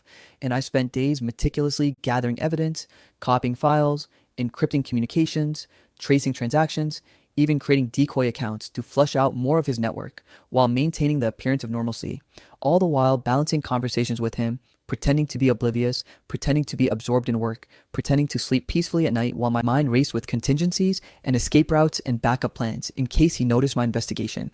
And the tension in our home became unbearable, because I could feel him probing, sensing subtle changes in my behavior, his smile sometimes too sharp, his tone too measured, and I knew he was testing me, trying to gauge if I suspected anything, and I had to remain perfectly composed, calm, serene even, while my heart raced and my hands shook at the thought that he could see through my act at any second.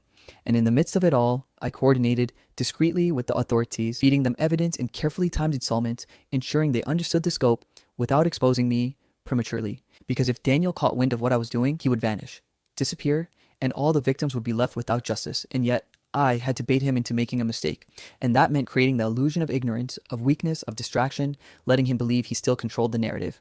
And when the night came that I finally confronted him, alone in our living room, with the lights dimmed and the tension so thick I could feel it pressing down on my chest, he smiled, that slow, knowing smile, the one that had always made my stomach twist, and he started with subtle manipulation, questioning my mood, my energy, my interest in him, his tone dripping with charm and menace at the same time, and I felt the trap snap tighter around him, because I had prepared for this. I had rehearsed it in my mind hundreds of times, and I stayed calm, answering carefully, never giving him the slightest hint that I already knew everything, while watching his reactions like a hawk, noting every flicker of emotion, every micro expression, every shift in posture that betrayed the monster beneath the husband, and he escalated, moving from charm to intimidation to subtle threats masked as concern, gaslighting me, making me question whether I was overreacting, whether my own paranoia was clouding reality. But I clung to the evidence, to the knowledge that every file, every video, every document I had collected proved his crimes. And I knew I had to be precise, to wait for the exact moment when I could strike without risking everything. And then, as he leaned in, trying to read me, trying to make me crack, I calmly triggered the evidence collection, showing him the digital trail I had meticulously curated, the authorities already in motion, the files backed up in secure locations. And I could see the flicker of shock, disbelief, and rage in his eyes, the first crack in his composure that revealed the real man beneath the mask, the man who had orchestrated so much pain for others. And I watched as his manipulations, his gaslighting, all crumbled under the weight of the proof, and the confrontation escalated into verbal sparring, tense, electric, a battle of wills. But I refused to flinch, refused to let fear or love for the man who had betrayed me compromise the truth. And when I finally revealed that law enforcement was on their way, that everything had been documented and secured, that the evidence was irrefutable, I saw the rage, the disbelief, the realization that the game was over, cross his face, and in that moment I felt a grim satisfaction, tempered by the horror of what he had done. And shortly thereafter, there was the chaos of police arriving, questioning, taking Daniel into custody, and while the world outside our home had no idea of the storm that had been brewing behind closed doors, I felt the immediate relief tempered by the fallout, because Daniel's arrest sent shockwaves through our lives, through friends and family who had trusted him, through colleagues who had unknowingly been caught in his schemes, through victims who now had a chance at closure, but also had to relive the trauma of what had happened. And the media would eventually pick up the story. But for me, the real story was the intimate betrayal, the revelation that someone I loved, someone I had built a life with, had been capable of such calculated, devastating acts. And in the quiet after the storm, as I sifted through the aftermath, I reflected on trust and betrayal, on the fragility of appearances, on how easily a life that seemed perfect can hide darkness beneath the surface. And I realized that even though Daniel was behind bars, the journey wasn't over, because the emotional scars, the trust broken, the relationships shattered would take years to heal. And I would have to navigate the fallout carefully, rebuilding a life while carrying the knowledge of what had happened, understanding that appearances are deceptive, that people are capable of unimaginable duplicity, and that sometimes the hardest battles are not those fought in courts or police stations, but in the quiet, in the mind, in the heart. As you learn to reconcile love and horror, loyalty and betrayal, and I knew as I sat there in the stillness of our living room, finally free of immediate danger, but forever changed, that the road ahead would be long, fraught with memories and questions, but also that I had survived, had outsmarted someone brilliant and dangerous, and that even in the wreckage, which I had reclaimed a piece of control, a piece of justice, and maybe, just maybe, that was enough to start rebuilding, to start trusting life again, knowing I could never forget what had happened, but also knowing that I had the strength to endure, to protect, and to move forward into a future that I would shape on my own terms, stronger, wiser, and painfully aware of how easily the world can conceal darkness behind the mask of normalcy. The end. I reported a crime anonymously. Then the confession came back to me in court. I never thought my Tuesday evening would turn into the kind of nightmare that sticks with you, the kind that makes you check over your shoulder for no reason, but that's exactly how it started. Mark, one of my coworkers at the IT firm, had always been a bit off, but over the past few weeks, his behavior had crossed into something I couldn't ignore. It started small. He'd take calls in empty conference rooms, whispering into his phone like someone was on the other end taking notes of his every word. And then there were the late nights, which at first I thought were normal deadlines. But then I noticed a pattern. He'd leave the office at odd hours, never explaining where he was going, always making sure no one followed. And sometimes he'd come back looking drained, pacing in the hallways, muttering things that didn't make sense until last Wednesday, when I accidentally overheard him talking to someone over the phone about moving the shipment before anyone notices, and covering the tracks so no one finds the accounts. And my stomach turned cold because these weren't just random work-related issues. They sounded criminal, like something involving serious fraud, or worse, maybe even violence. And I couldn't just pretend I didn't hear it, even though part of me wanted to, because the moment you realize someone might be crossing a line into breaking the law, that's when you realize responsibility doesn't wait for courage. And I found myself pacing my apartment that night, trying to convince myself I was overreacting, that maybe he was just stressed or exaggerating. But the words he'd said replayed in my mind on a loop, and I could feel the weight of them pressing down on my chest, making it hard to focus on anything else. Like, watching a storm form over the city that you know is going to hit your building and there's nothing you can do to stop it. So I started thinking about options like calling someone, anyone, but I couldn't do it directly. I didn't want to risk my identity being tied to something that could backfire on me. So after hours of staring at my laptop, I decided the only way to protect myself while still doing the right thing was to go anonymous, to send a tip to the police without leaving a trace, which was terrifying in itself because what if they trace it back to me anyway? Or worse, what if Mark somehow found out and realized someone had gone behind his back? I spent that night drafting the message, deleting it, rewriting it, making sure every word was precise, factual, and devoid of anything that could identify me, describing the strange meetings, the phone calls, the late nights, and the odd behavior I'd noticed, and even mentioning the snippet I'd overheard without embellishment, because if I lied or exaggerated, I could ruin someone's life without cause, and I couldn't live with that on my conscience. So I crafted it carefully, obsessively, like a surgeon stitching a wound that I couldn't see but could feel growing inside me. And then came the moment of truth, sitting in my dimly lit apartment, hands hovering over the keyboard, heart pounding, asking myself if I was about to make the right call or if I was stepping into a mess that could spiral completely out of control. But my gut told me I couldn't ignore it, couldn't turn my back on something that might be dangerous to innocent people, so I hit send on the anonymous email, and the click echoed louder in my head than it probably should have. A sound that felt like a starting gun in a race I didn't know how to run. And as I leaned back in my chair, trying to tell myself I'd done the responsible thing, I couldn't shake the unease settling over me. The prickling feeling at the back of my neck that whispered that my small act of caution was anything but simple, that it had the potential to ripple outward in ways I couldn't yet see. And as the hours ticked past, I kept replaying Mark's words. His smirk when he thought no one was listening, the way he avoided my gaze the last time we passed in the hallway, and I realized that the thing I thought would protect me, anonymity, might not be enough. Because some instincts, some gut feelings, are harder to hide than your name or your IP address. And I went to bed that night staring at the ceiling, thinking about the storm I had just set in motion, unaware that this small, cautious choice would soon pull me into a world I was not prepared for. A world where being right and being safe might not be the same thing, and where every step I had taken in anonymity would eventually come back to haunt me in ways I couldn't even imagine. After I sent that anonymous tip, I thought I could finally step back, tell myself I'd done the right thing and let the authorities handle it. But that peace never came, not even close, because within a few days, things started shifting at the office in ways I couldn't ignore. It started with small things. Mark showing up even earlier than usual, glancing around like he was hunting for someone or expecting someone to be hunting him, muttering under his breath, taking calls in the stairwell with a sharp, urgent tone that made me flinch every time I passed by. And then it escalated when I noticed him skipping lunch, sneaking out through the side entrance with a backpack slung over one shoulder, coming back late in the evening, looking exhausted but alert, scanning the office like a cornered animal, and I couldn't stop myself from tracking him, because every movement felt suspicious and every glance he threw over his shoulder made my chest tighten. And then came the next layer of paranoia. The city itself seemed different, like I was walking through a place that had suddenly shifted into a surveillance zone, my phone buzzing with alerts from news about police activity near the industrial district, the same area Mark had been talking about in hushed tones that I'd overheard, and I couldn't help but wonder if my tip had triggered something bigger, if the police were already closing in. And that thought was exhilarating and terrifying all at once, because part of me wanted justice, and part of me wanted to run, to hide, to erase the fact that I had ever even thought of reporting him. But it was too late. My mind was consumed with his patterns, replaying them endlessly, tracing every step, trying to predict what he might do next, while also worrying about what might happen to an innocent person if the investigation went wrong, because once you touch something like this, there's no undoing it, and I kept imagining all the ways it could spiral. Mark walking into a trap, someone else getting hurt, my anonymity compromised by a single mistake, a single detail I had overlooked. And the more I watched, the more I realized that law enforcement was moving faster than I'd imagined. With sirens in the distance, cars parked near the industrial warehouses, a subtle but persistent presence that made the hair on my arm stand up, and I started noticing small signs that made me even more anxious. Mark's phone, buzzing constantly, his sudden departures, the way he started speaking in code or avoiding certain topics when I was around.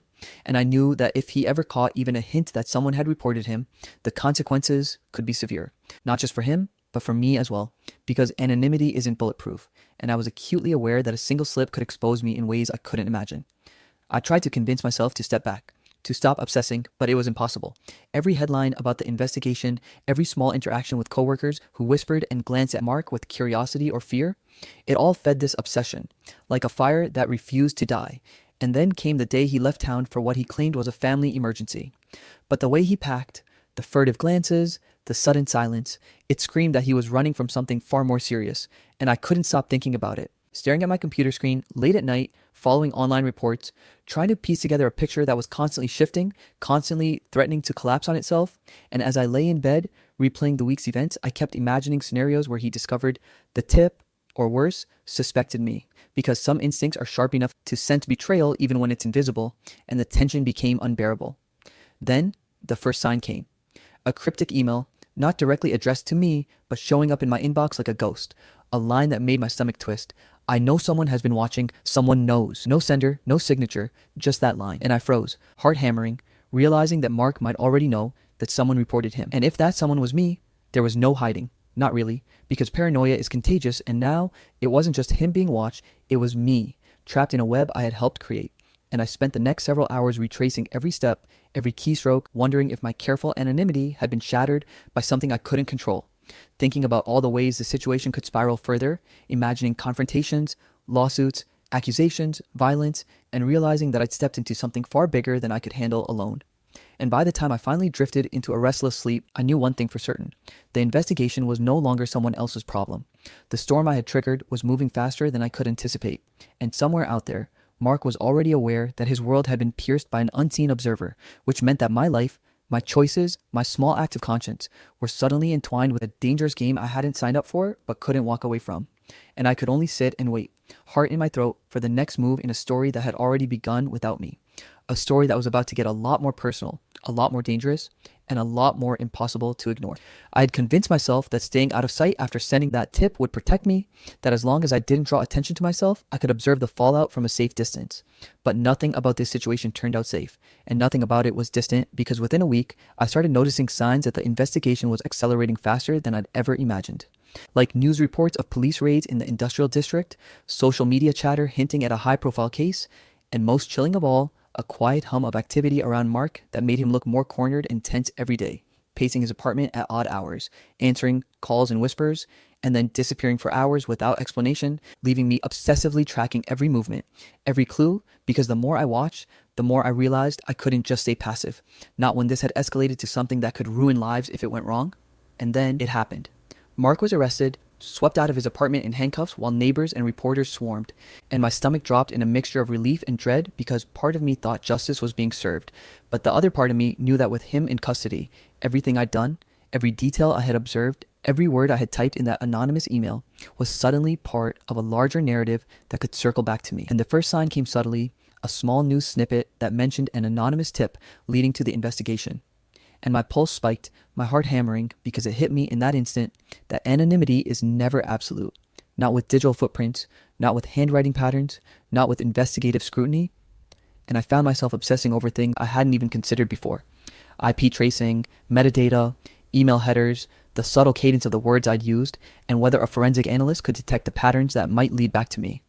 And the thought was paralyzing, because what had started as a moral choice to do the right thing now threatened to expose me in ways I couldn't control. I started monitoring news coverage, court announcements, and any leaks like a hawk, knowing that the moment this tip reached the courtroom, it would be dissected, analyzed, and scrutinized. And the more I prepared myself mentally for what was coming, the more I realized cracks were appearing in my careful plan. Little signs that my anonymity might already be compromised, like subtle questions from coworkers who had noticed my unusual concern, or a glance from the building security guard that lingered just a second too long. And I couldn't shake the feeling that someone might already be piecing things together, connecting dots I didn't even know were visible, and the paranoia was suffocating, because every move I made now felt like it could be observed, tracked, logged, or interpreted in a way that exposed me. The next day, I started receiving indirect signals that the case was heading toward trial, like subpoenas being issued, courtroom schedules posted publicly, and a strange encounter with a colleague who casually asked, "You following this case?" Interesting how it started, right? With a knowing smirk that sent chills down my spine, because it implied more than they should have known. I realized in that moment that even my careful measures might not be enough to keep me hidden once the legal machinery started spinning. And I began thinking about the trial itself, imagining how my tip would be scrutinized, how the investigators would trace emails, analyze language, and examine metadata, and I felt trapped in a tightening spiral where every decision I had made now seemed like a potential liability.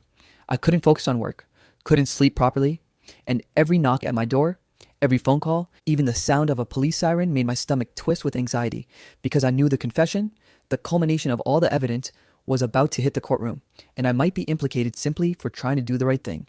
And the thought of walking into that storm unprepared terrified me in a way I hadn't expected, because suddenly it wasn't just Mark's life or reputation on the line, it was mine too, invisibly tied to a chain of events that had spiraled beyond my control. And as I sat in my apartment late at night, staring at the walls, imagining the trial, imagining the questions, imagining someone uncovering the anonymous tip and connecting it to me, I felt the full weight of my choices pressing down on my chest, a combination of fear, guilt, and the cold realization that good intentions are sometimes dangerous. And sometimes they come back to haunt you in ways you never anticipated. And in that moment, I knew with absolute clarity that the confession was coming, that the courtroom would hold a revelation I wasn't ready for, and that my anonymity, the shield I had relied on, might fail me when I needed it most, leaving me exposed, vulnerable, and caught in a storm I had no idea how to survive. Sitting in the back of the courtroom that first morning, I thought I could remain invisible, blending into the crowd like a ghost, silently watching the case I'd started unfold. But nothing about this trial allowed invisibility. Not when the prosecutor began presenting evidence that, piece by piece, traced back to my anonymous tip, a chilling reminder that every careful precaution I'd taken might not be enough. And as the details were laid out, the strange meetings, the suspicious calls, the late night activity, I felt my stomach drop, because even though no one knew it was me, the language, the phrasing, the specific observations I'd reported were there in black and white. And suddenly, anonymity felt like a thin veil over a cliff edge I was teetering on, watching as Mark sat there, calm on the outside, but his eyes darting, alert, like he sensed the walls closing in.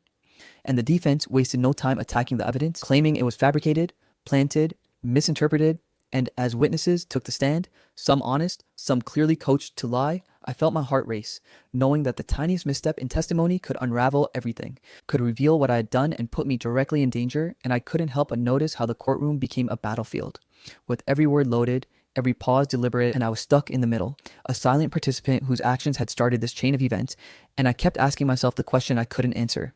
Should I reveal myself to ensure justice is served, to clarify any potential misunderstandings and prevent innocent people from being hurt, or should I stay hidden to protect my life?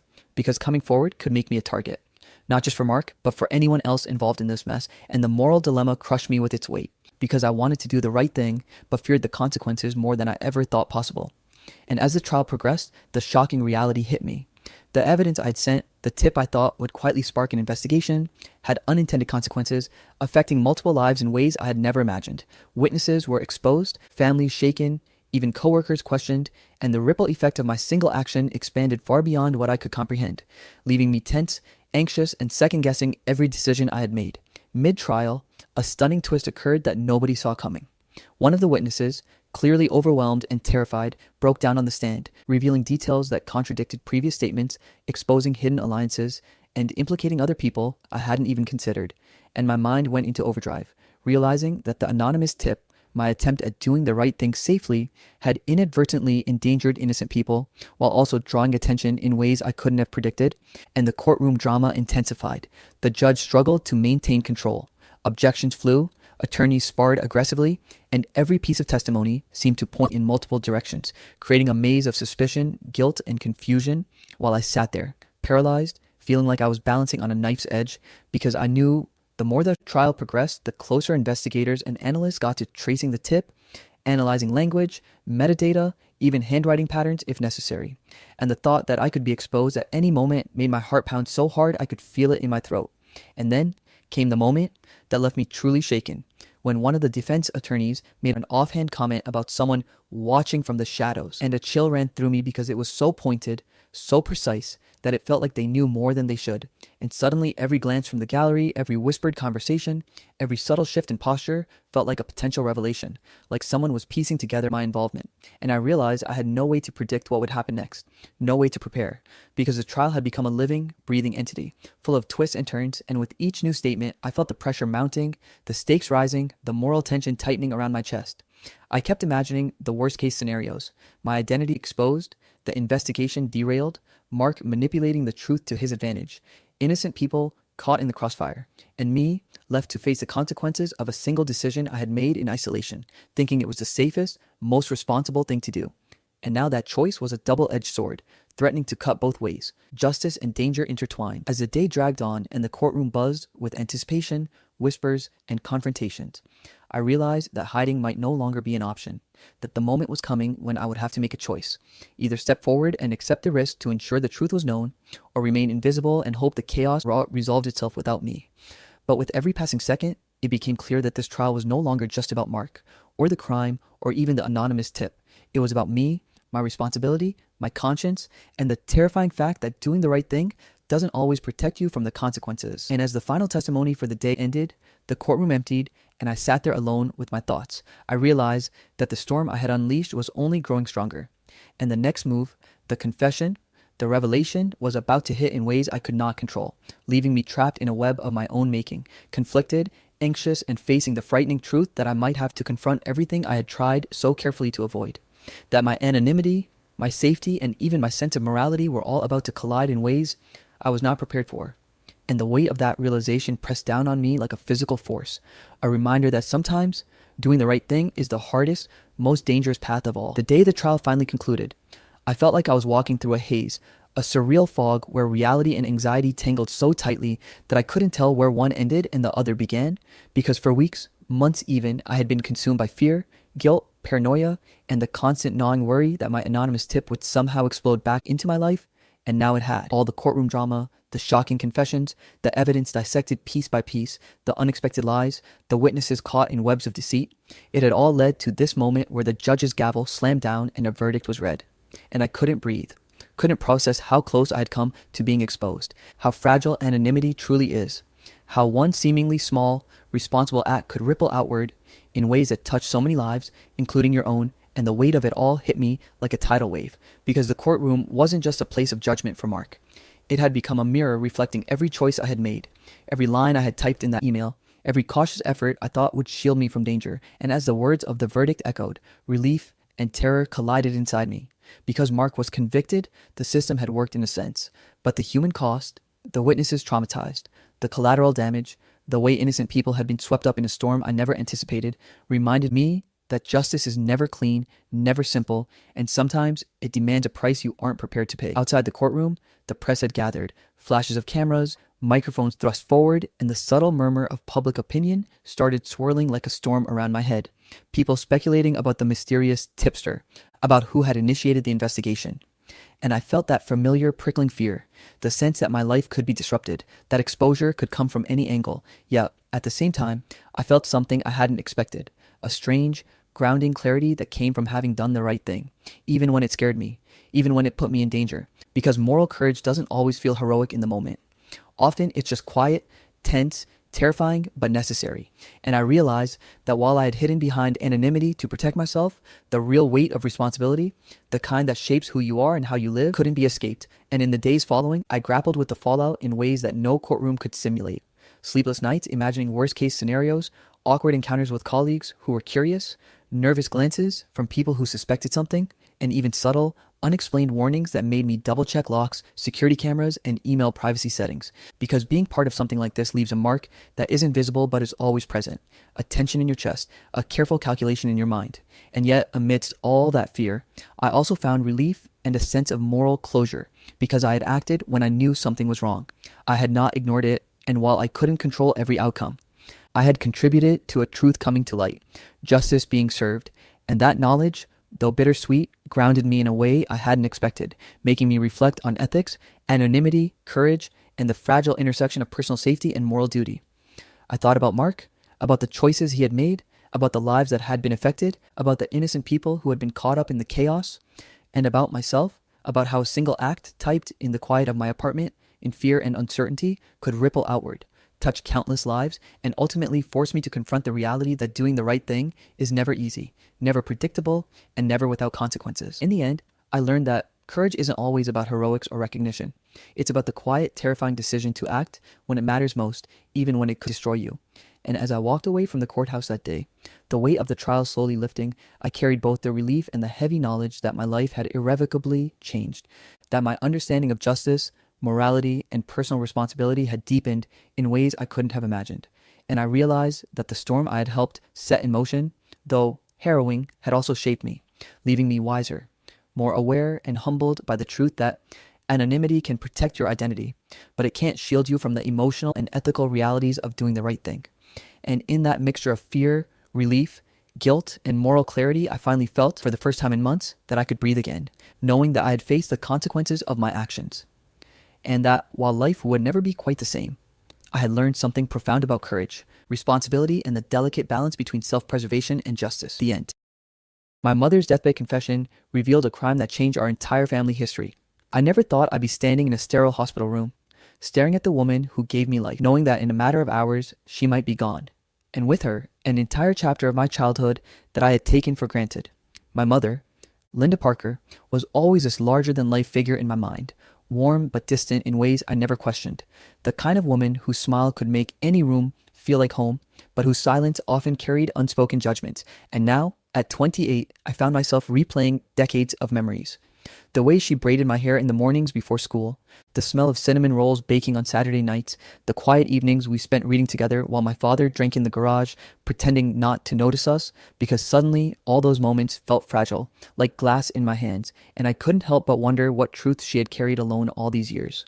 The doctors had been blunt when they called me, saying it was serious, that her body was shutting down faster than anyone expected, but they hadn't told me the storm of secrets she was keeping for me until the very last minute, and I arrived at the hospital expecting to offer comfort, maybe get a few final words in before saying goodbye, and instead, I was met with the frail, trembling figure of my mother lying in a bed that seemed far too big for someone so tiny. Her eyes bright but clouded, scanning the room as if she were looking for someone or something that had been missing for decades.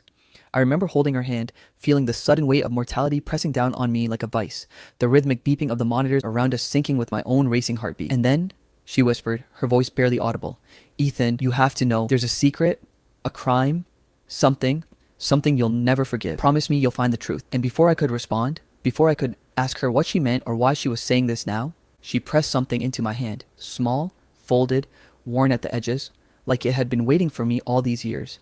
And the moment I unfolded the letter, I could feel my chest tighten as the words jumped off the page, phrases I couldn't immediately reconcile with the woman I thought I knew, mentions of names I recognized only in passing, dates that predated my existence, hints at a disappearance, something hidden, something illegal, a shadow over the family's past that I had never imagined. I sat there, in that stark room with fluorescent lights buzzing overhead, reading and rereading the letter, the words blurring as my mind spun, shock twisting into disbelief. Disbelief curdling into anger, anger into a suffocating confusion that made it hard to breathe. And I realized in that moment that everything I had believed about my family, about my childhood, about the people I trusted most might have been a lie, that the woman I had loved and depended on had carried a burden so heavy that it had defined our lives without me even knowing it.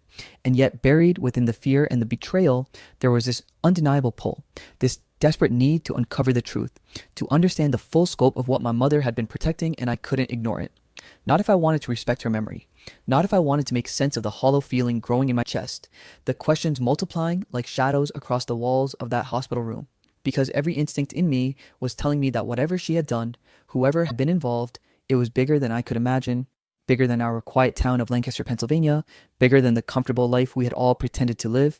And even though tears blurred my vision and my hands shook as I folded the letter back up and tucked it into my jacket, I felt this unshakable certainty forming in the pit of my stomach that I couldn't let this go, that I had to follow the trail, piece together the story my mother had been too afraid to tell, confront the shadows lurking in my own family, and maybe, just maybe, find some kind of closure or justice or understanding in the process.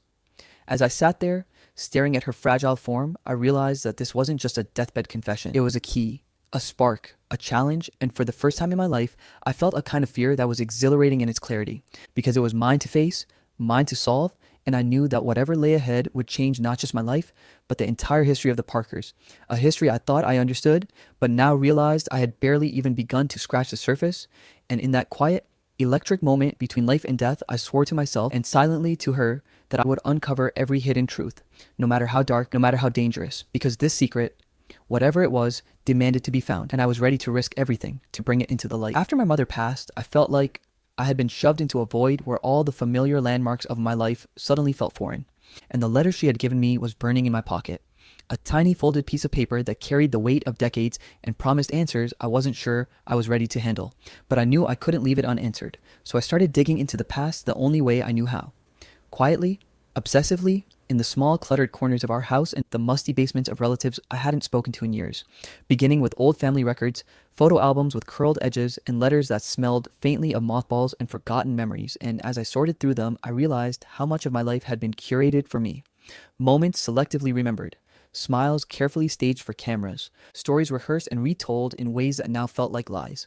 And I started jotting down names, dates, and locations, cross-referencing them with public records, online archives, even obituaries, all while trying not to let my father, Richard Parker, notice the obsessive scrutiny, because even the thought of confronting him directly made my stomach knot with fear and anger at once. I visited distant relatives, people I had only vaguely remembered from family gatherings, where the air had always felt heavy with polite smiles and unspoken tension, and when I asked them questions, I saw flickers of discomfort, hesitation, sometimes outright avoidance, as if they were waiting for someone else to answer or praying that I would leave well enough alone. But I couldn't.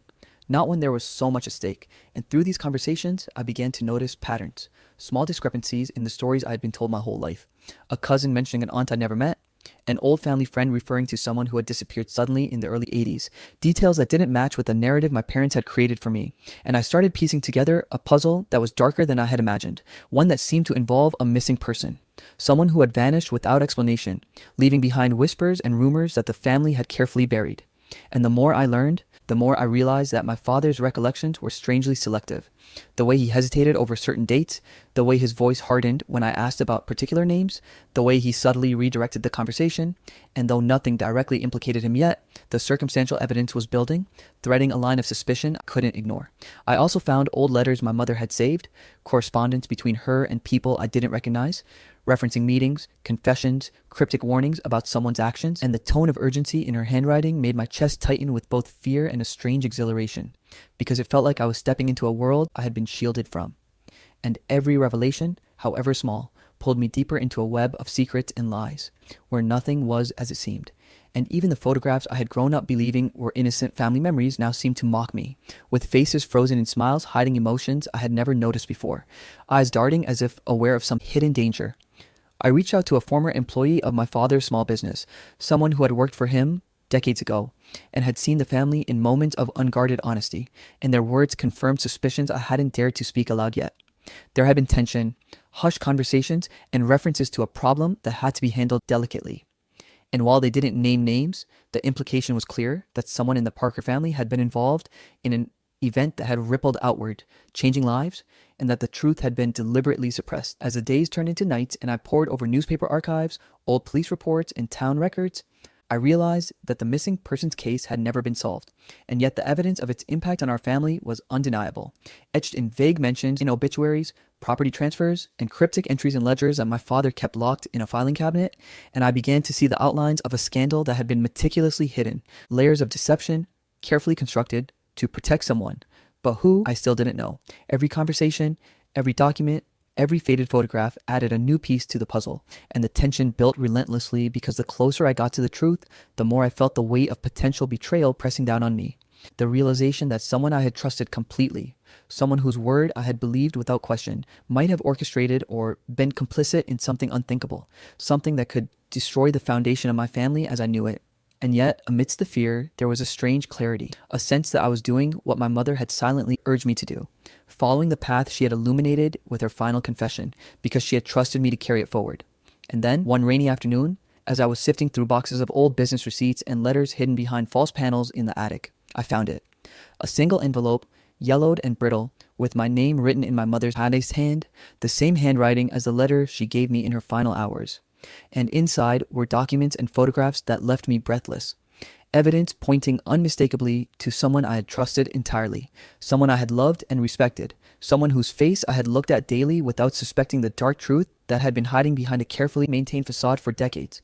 And in that moment, staring at the undeniable proof, I realized with a shock that my life had changed irrevocably, that the past I had accepted as safe and familiar was nothing but a fragile illusion, and that the real story, the story my mother had been trying to tell me, was only just beginning to unfold. And I knew, with a mixture of dread and determination, that I couldn't stop here. I couldn't look away, because the next steps would take me further into the shadows of my own family than I had ever imagined, into a truth that might break me, but that I had to uncover, for her, for myself, and for the legacy of a family whose entire history had been built on secrets and silence. And as I held the envelope in my hands, rain dripping through the cracked attic window, I felt the first real spark of understanding. This was bigger than me, bigger than Lancaster, bigger than anything I had ever known. And I was ready, finally ready to chase it, piece by piece, no matter where it led. I had convinced myself that digging into my mother's confession was the only way to honor her, but also the only way to survive the gnawing anxiety that had taken root in my chest since her death. And what I found next shook me to my core, because in the dusty corners of the local police archives, tucked away in files marked unsolved and closed, I came across a case that made my blood run cold. A young man, barely older than I was now, had disappeared in the spring of 1983, vanished from Lancaster without a trace, leaving only rumors, fear, and unanswered questions in his wake.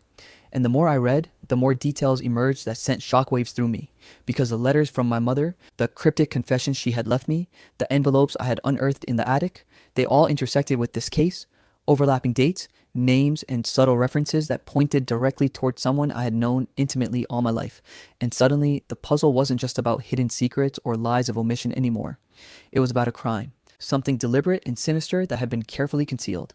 And as I traced the breadcrumbs, flipping through typed reports, handwritten notes, and evidence logs, I realized that my father's name appeared multiple times, sometimes indirectly, mentioned as a witness, sometimes as a person of interest, never officially charged, but enough to make me question every memory I had ever had of him, from the comforting voice at bedtime to the way he had always smiled at me in family photos, that warm, protective smile, now tainted with shadows I had never noticed. And then, as if the universe were amplifying the horror, I started talking to people who had been alive back then. Former neighbors, distant cousins, and old family friends, and almost everyone reacted the same way. Eyes darting, hushed tones, sudden pauses, as if they were unsure whether to speak or flee. And when I asked them directly about my father's involvement, some refused to answer, others gave vague responses about things best left alone, and a few warned me, gently but firmly, that digging into the past could be dangerous, that some truths had consequences far beyond what I could imagine.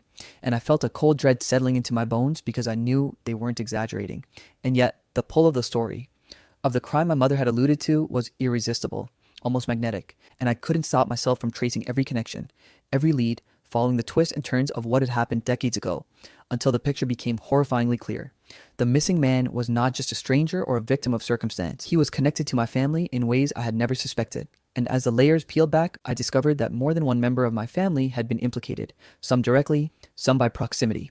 And the realization made my head spin, because suddenly every laugh I remembered, every gesture of trust, every shared family moment was tinged with deceit, and I struggled to reconcile the father I loved with the man whose name was quietly buried in case files, and the mother I adored with the woman who had carried knowledge of a crime so dark that she had chosen silence over exposure for decades. And the moral dilemma hit me hard.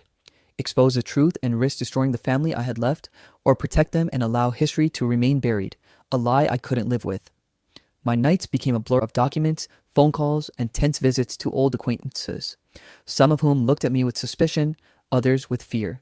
And one elderly woman even grabbed my arm, shaking, whispering, "Some things are better left alone, Ethan. Some things will hurt you if you go any further." And in that moment, I understood the stakes weren't just emotional. They were real, tangible, dangerous, but I couldn't stop, because with every hidden photograph, every redacted file, every faded letter, the truth became undeniable. My family, the people I had trusted, the people who had shaped my entire life, were at the heart of a crime so deliberate and cruel that the emotional weight nearly crushed me.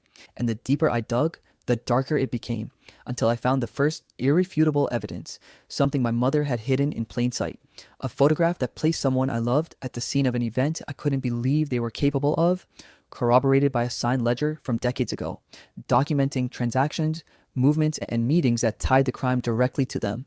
And in that moment, my hand shook, my mind reeled, and I realized I was standing on the edge of a moral precipice, because the crime wasn't abstract, it wasn't distant, it was personal, intimate, and knowing it changed everything. My past, my present, my understanding of who I was, who my parents were, and who I could ever trust again. And as I stared at the evidence, a knot of anger, betrayal, grief, and a desperate need for justice twisted in my stomach, and I knew one thing with absolute clarity. The story my mother had whispered in her final hours was only the beginning, a warning and a key, and the path forward would take me deeper into the shadows of my family than I had ever dared to go.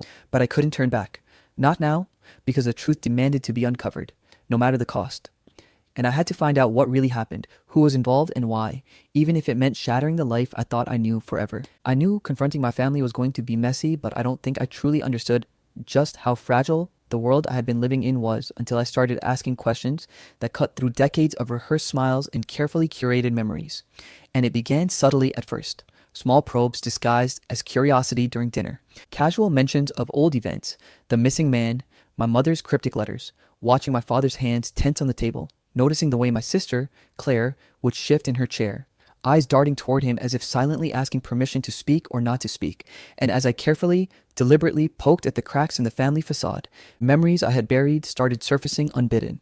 Flashbacks of childhood birthdays where presents were subtly judged, moments when my accomplishments were minimized, my failures exaggerated, and a pervasive sense of walking on eggshells around adults who wielded love as a weapon, manipulating emotions to keep me in line without ever admitting it.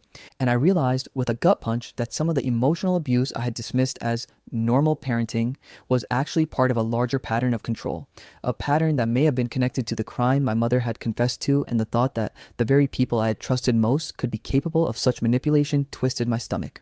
One evening, as I pressed my father for details about the old disappearance, asking about his whereabouts, his acquaintances, and subtle inconsistencies in his own stories, his reaction was immediate and defensive, the kind of anger that doesn't just rise from irritation, but from fear. And it hit me like a brick when he slammed his hand on the counter, his voice loud and trembling. "Ethan, enough! Some things are better left buried." And for a moment, I saw the man I loved turn into someone I didn't recognize, a version capable of violence, not toward me, but toward the truth. And it terrified me, because I knew how far someone might go to protect their secrets. My siblings, meanwhile, reacted in different ways. Claire avoided my gaze, retreating into the safety of silence, while my younger brother, Lucas, attempted to rationalize everything, deflecting blame, defending our father, his loyalty to family overtaking any consideration of morality or justice. And it dawned on me that the crime wasn't just a historical fact, it was alive, infecting relationships, dividing allegiances, creating tension that had always been lurking under the surface, a silent war fought behind closed doors. As days passed, I pieced together more details, finding evidence in financial ledgers, hidden correspondences, and obscure legal documents that suggested not only had someone committed the act, but others had facilitated it, either knowingly or through complacency, and the implications were staggering.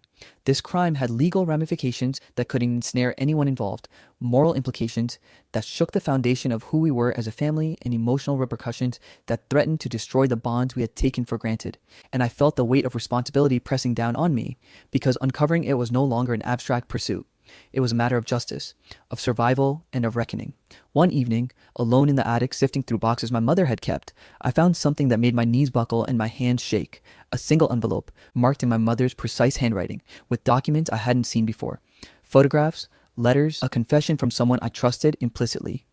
And the truth it contained was more shocking than anything I could have imagined, implicating not just one family member, but multiple, twisting the narrative I had believed in, rewriting my entire understanding of my parents, my siblings, and even myself, because it became clear that every lie, every omission, every carefully constructed story had been designed to hide something terrible, and the intimacy of the betrayal, the fact that it came from people I loved, made it impossible to process without feeling like my world had been split open and my memories had turned to shards in my hands. And in that moment, I realized that uncovering the truth wasn't just a journey into the past, it was a confrontation with the very essence of my family's identity, with the lies that had shaped my life from birth, and with the difficult choice of how far I was willing to go to expose it all, because the next steps would demand courage, clarity, and a willingness to face not just legal consequences, but the irreversible rupture of relationships I had always taken for granted. And as I stared at the damning evidence in my hands, the weight of betrayal pressed down harder than ever, leaving me breathless and resolute at the same time, knowing that the story my mother had started with her deathbed confession was only gaining momentum, and that the next move, whatever it was, could either bring justice, closure, or total destruction. But I also knew, deep in my bones, that I couldn't stop now, because the truth demanded it, and I was ready to see it through, no matter how painful, no matter how intimate the betrayal, no matter how high the cost. Ever since I started piecing together the fragments of my mother's confession and the decades-old crime that had been buried beneath layers of lies, I had this constant, gnawing sense that I was being watched, that shadows lurked behind me wherever I went, and it wasn't paranoia.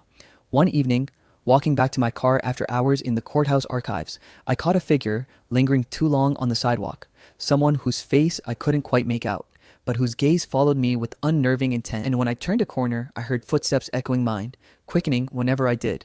and I knew with icy certainty that someone wanted me to stop, wanted the truth buried before it could surface, and yet the fear only fueled me, sharpened my determination, because my mother's words weren't just a confession, they were a plea, a warning that someone had crossed moral and legal lines and that the consequences had reverberated through our family for decades. And as I retraced old timelines, re-examining photographs, letters, police records, and ledgers, I began to map the crime in a way that made everything fit. Every lie, every disappearance, every tense family moment that had seemed insignificant now aligned with the story my mother had been trying to tell me, and the realization hit me hard. That she had given me the key to not just uncover the truth, but to understand the motives, regrets, and manipulations of those I had trusted, and I couldn't ignore it, even when the shadows following me grew bolder, when anonymous notes began appearing under my door, warning me to stop, when my tires were slashed one night and someone left a brick on my windshield with a threatening message scrawled across it, because the closer I got to the truth, the more I realized that what my mother had feared most wasn't discovery. It was the repercussions for the people she loved, the same people whose deception and loyalty conflicts now haunted me every time I stepped into a room where my father or siblings were present. The tension came to a head one rainy evening when I finally confronted my father in the study.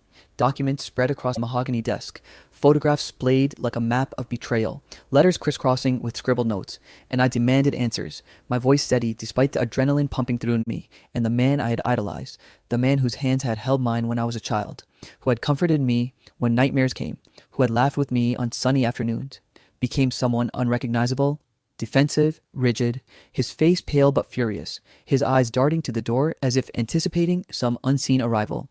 And then, in a voice that trembled but carried authority, he confessed. Not an outright admission at first, just fragments, evasions, shifting blame, hints at decisions made in desperation. But the pattern was unmistakable, and I realized that he had orchestrated events that had caused unimaginable pain, and that my mother's confession had been both a warning and an attempt at redemption to ensure I had a chance to know the truth before it was too late. As I listened, piecing together the puzzle in real time, my siblings became actors in a drama I hadn't fully comprehended, their loyalties divided, emotions raw, each reacting differently to the revelations, some with shock, others with anger, some trying to justify, to rationalize, to deflect, and one moment of pure, unfiltered violence erupted when Lucas, my younger brother, lunged toward me in rage, yelling accusations, striking at me both physically and verbally, as if my pursuit of truth had betrayed him as much as it had betrayed our father. And in the chaos, I realized that the stakes were no longer abstract, that this wasn't just about uncovering the past, but about navigating the present dangers, protecting myself and deciding what kind of man I wanted to be in the aftermath. I found myself running, evading threats I hadn't even anticipated, moving through rain-slick streets, shadowed alleyways, and dimly lit parking lots, all the while carrying the evidence, the timeline I had painstakingly assembled that revealed the crime in full, the missing person, the manipulation, the concealment, the lies that had intertwined with my family's life for decades, and I understood with gut-wrenching clarity that exposing this truth would be catastrophic, that choosing silence might protect some family members but betray my mother's final wish. That, forgiveness would require confronting pain I wasn't sure I could bear, and that protection might demand compromises I had never considered. And just when I thought I had reached a point of temporary safety, parked in an empty lot, I felt it, the unmistakable presence of someone behind me. Footsteps soft but deliberate, a hand closing around my shoulder from the dark. And as I spun, adrenaline surging, heart hammering, I realized that the confrontation wasn't over, that danger was immediate, real, personal, and unavoidable, and the cliffhanger became absolute. I was no longer just uncovering the truth, I was living it, and in that instant, every choice, every step, every revelation led to a moment that would define not just my understanding of the crime, but the survival of everyone I had once trusted, and the next second would demand courage, clarity, and a willingness to face the consequences head on. Because the story my mother had started with her deathbed confession had finally reached the point where hiding was no longer an option, and I had to decide if I was ready to confront the darkness fully, even if it meant risking everything I had left. The days after the confrontation felt like I was walking through a fog, every step heavy, every breath carrying the weight of decisions I hadn't imagined I'd have to make. Because after discovering the full scope of the crime, after seeing the letters, photographs, police records, and confessions that proved who had been involved, I realized that the choice wasn't just about justice or revenge, it was about how I wanted to define my family, my integrity, and my own life moving forward, and I wrestled with it endlessly, pacing the quiet hallways of my childhood home, replaying every memory, every interaction, every smile, and every hidden glance, weighing the consequences of going to the authorities, knowing that exposing the truth could destroy lives, tear apart relationships, and cast a shadow over the town I had always called home. versus handling it privately, confronting each person, seeking acknowledgement, and perhaps contrition without bringing the public eye down upon us, and the internal debate became unbearable, because I understood in my bones that the crime was not just a historical event. It had moral, legal, and emotional repercussions that demanded accountability. And even if I tried to shield my family from the world, I couldn't shield them from themselves, from the truth that had been simmering under decades of silence and denial. And I remember the moment I made my choice, sitting alone in my mother's old study, the rain tapping gently against the window, feeling the worn leather of her chair beneath me, and finally deciding that honesty, painful as it would be, was the only path forward, that the truth deserved to be confronted, that secrets left to fester could never allow healing or closure. And so I began contacting authorities with the evidence, presenting it carefully, meticulously, while also preparing my family for what was coming. And the fallout was immediate and intense, a storm that I had feared but hadn't fully grasped, because when my father finally faced the consequences, the anger, shame, and regret etched into his features were a mirror to the years of manipulation and hidden truths. My siblings oscillated between disbelief, loyalty, and self-preservation, some retreating, some confronting their own roles in the silence, and the emotional landscape of my family shifted irreversibly, like tectonic plates grinding slowly but inexorably into new positions. And yet, in the midst of it all, I found moments of clarity and unexpected reconciliation. Conversations where tears were shed, apologies offered, grudges reconsidered, and for the first time, a genuine acknowledgement that the truth, however brutal, was a pathway to something resembling understanding and maybe forgiveness. And through all of it, I kept returning in my mind to my mother, her deathbed confession, the letter she had entrusted to me, and I realized that her act, her courage in revealing what she had carried for decades, had given me not only the opportunity to uncover the crime, but also the chance to redefine my relationship with my family, to face the shadowed corners of our lives, and to emerge with a stronger sense of self and moral clarity. And even as the legal proceedings unfolded, bringing justice in measured, deliberate steps, I felt a bittersweet weight settle over me, because though the truth had been brought into the light, though accountability had been pursued, the scars remained, the memories lingered, and the realization that even love can be entwined with betrayal left me quietly contemplative about the complexity of human nature and family loyalty. And yet, in the solitude of my reflections, I understood that growth often requires confronting pain, that courage is measured not in avoiding danger, but in facing it, and that even amidst lingering tension, the ability to navigate the aftermath, to process grief, anger, and relief simultaneously, was a testament to resilience and the lessons my mother had implicitly taught me. And as I walked through the empty rooms of the house that had been both sanctuary and prison, I felt the presence of the past, the echoes of secrets long held, and yet also the faint, warm glow of understanding, of moral resolution, of a life forever altered but not irreparably broken. And I realized that this story, the crime, the lies, the revelations, the confrontations, was now part of who I was, shaping me, teaching me that truth, justice, and loyalty are never simple, never pure, but always worth the struggle. And as the sun set over Lancaster, casting long shadows across the familiar streets, I knew that while some questions would always linger, some tensions would never fully dissipate. I had honored my mother's final act, faced the darkness, and emerged with a measure of peace, a clarity that comes from standing in the aftermath of chaos and deciding, with both courage and compassion, what kind of man I wanted to be.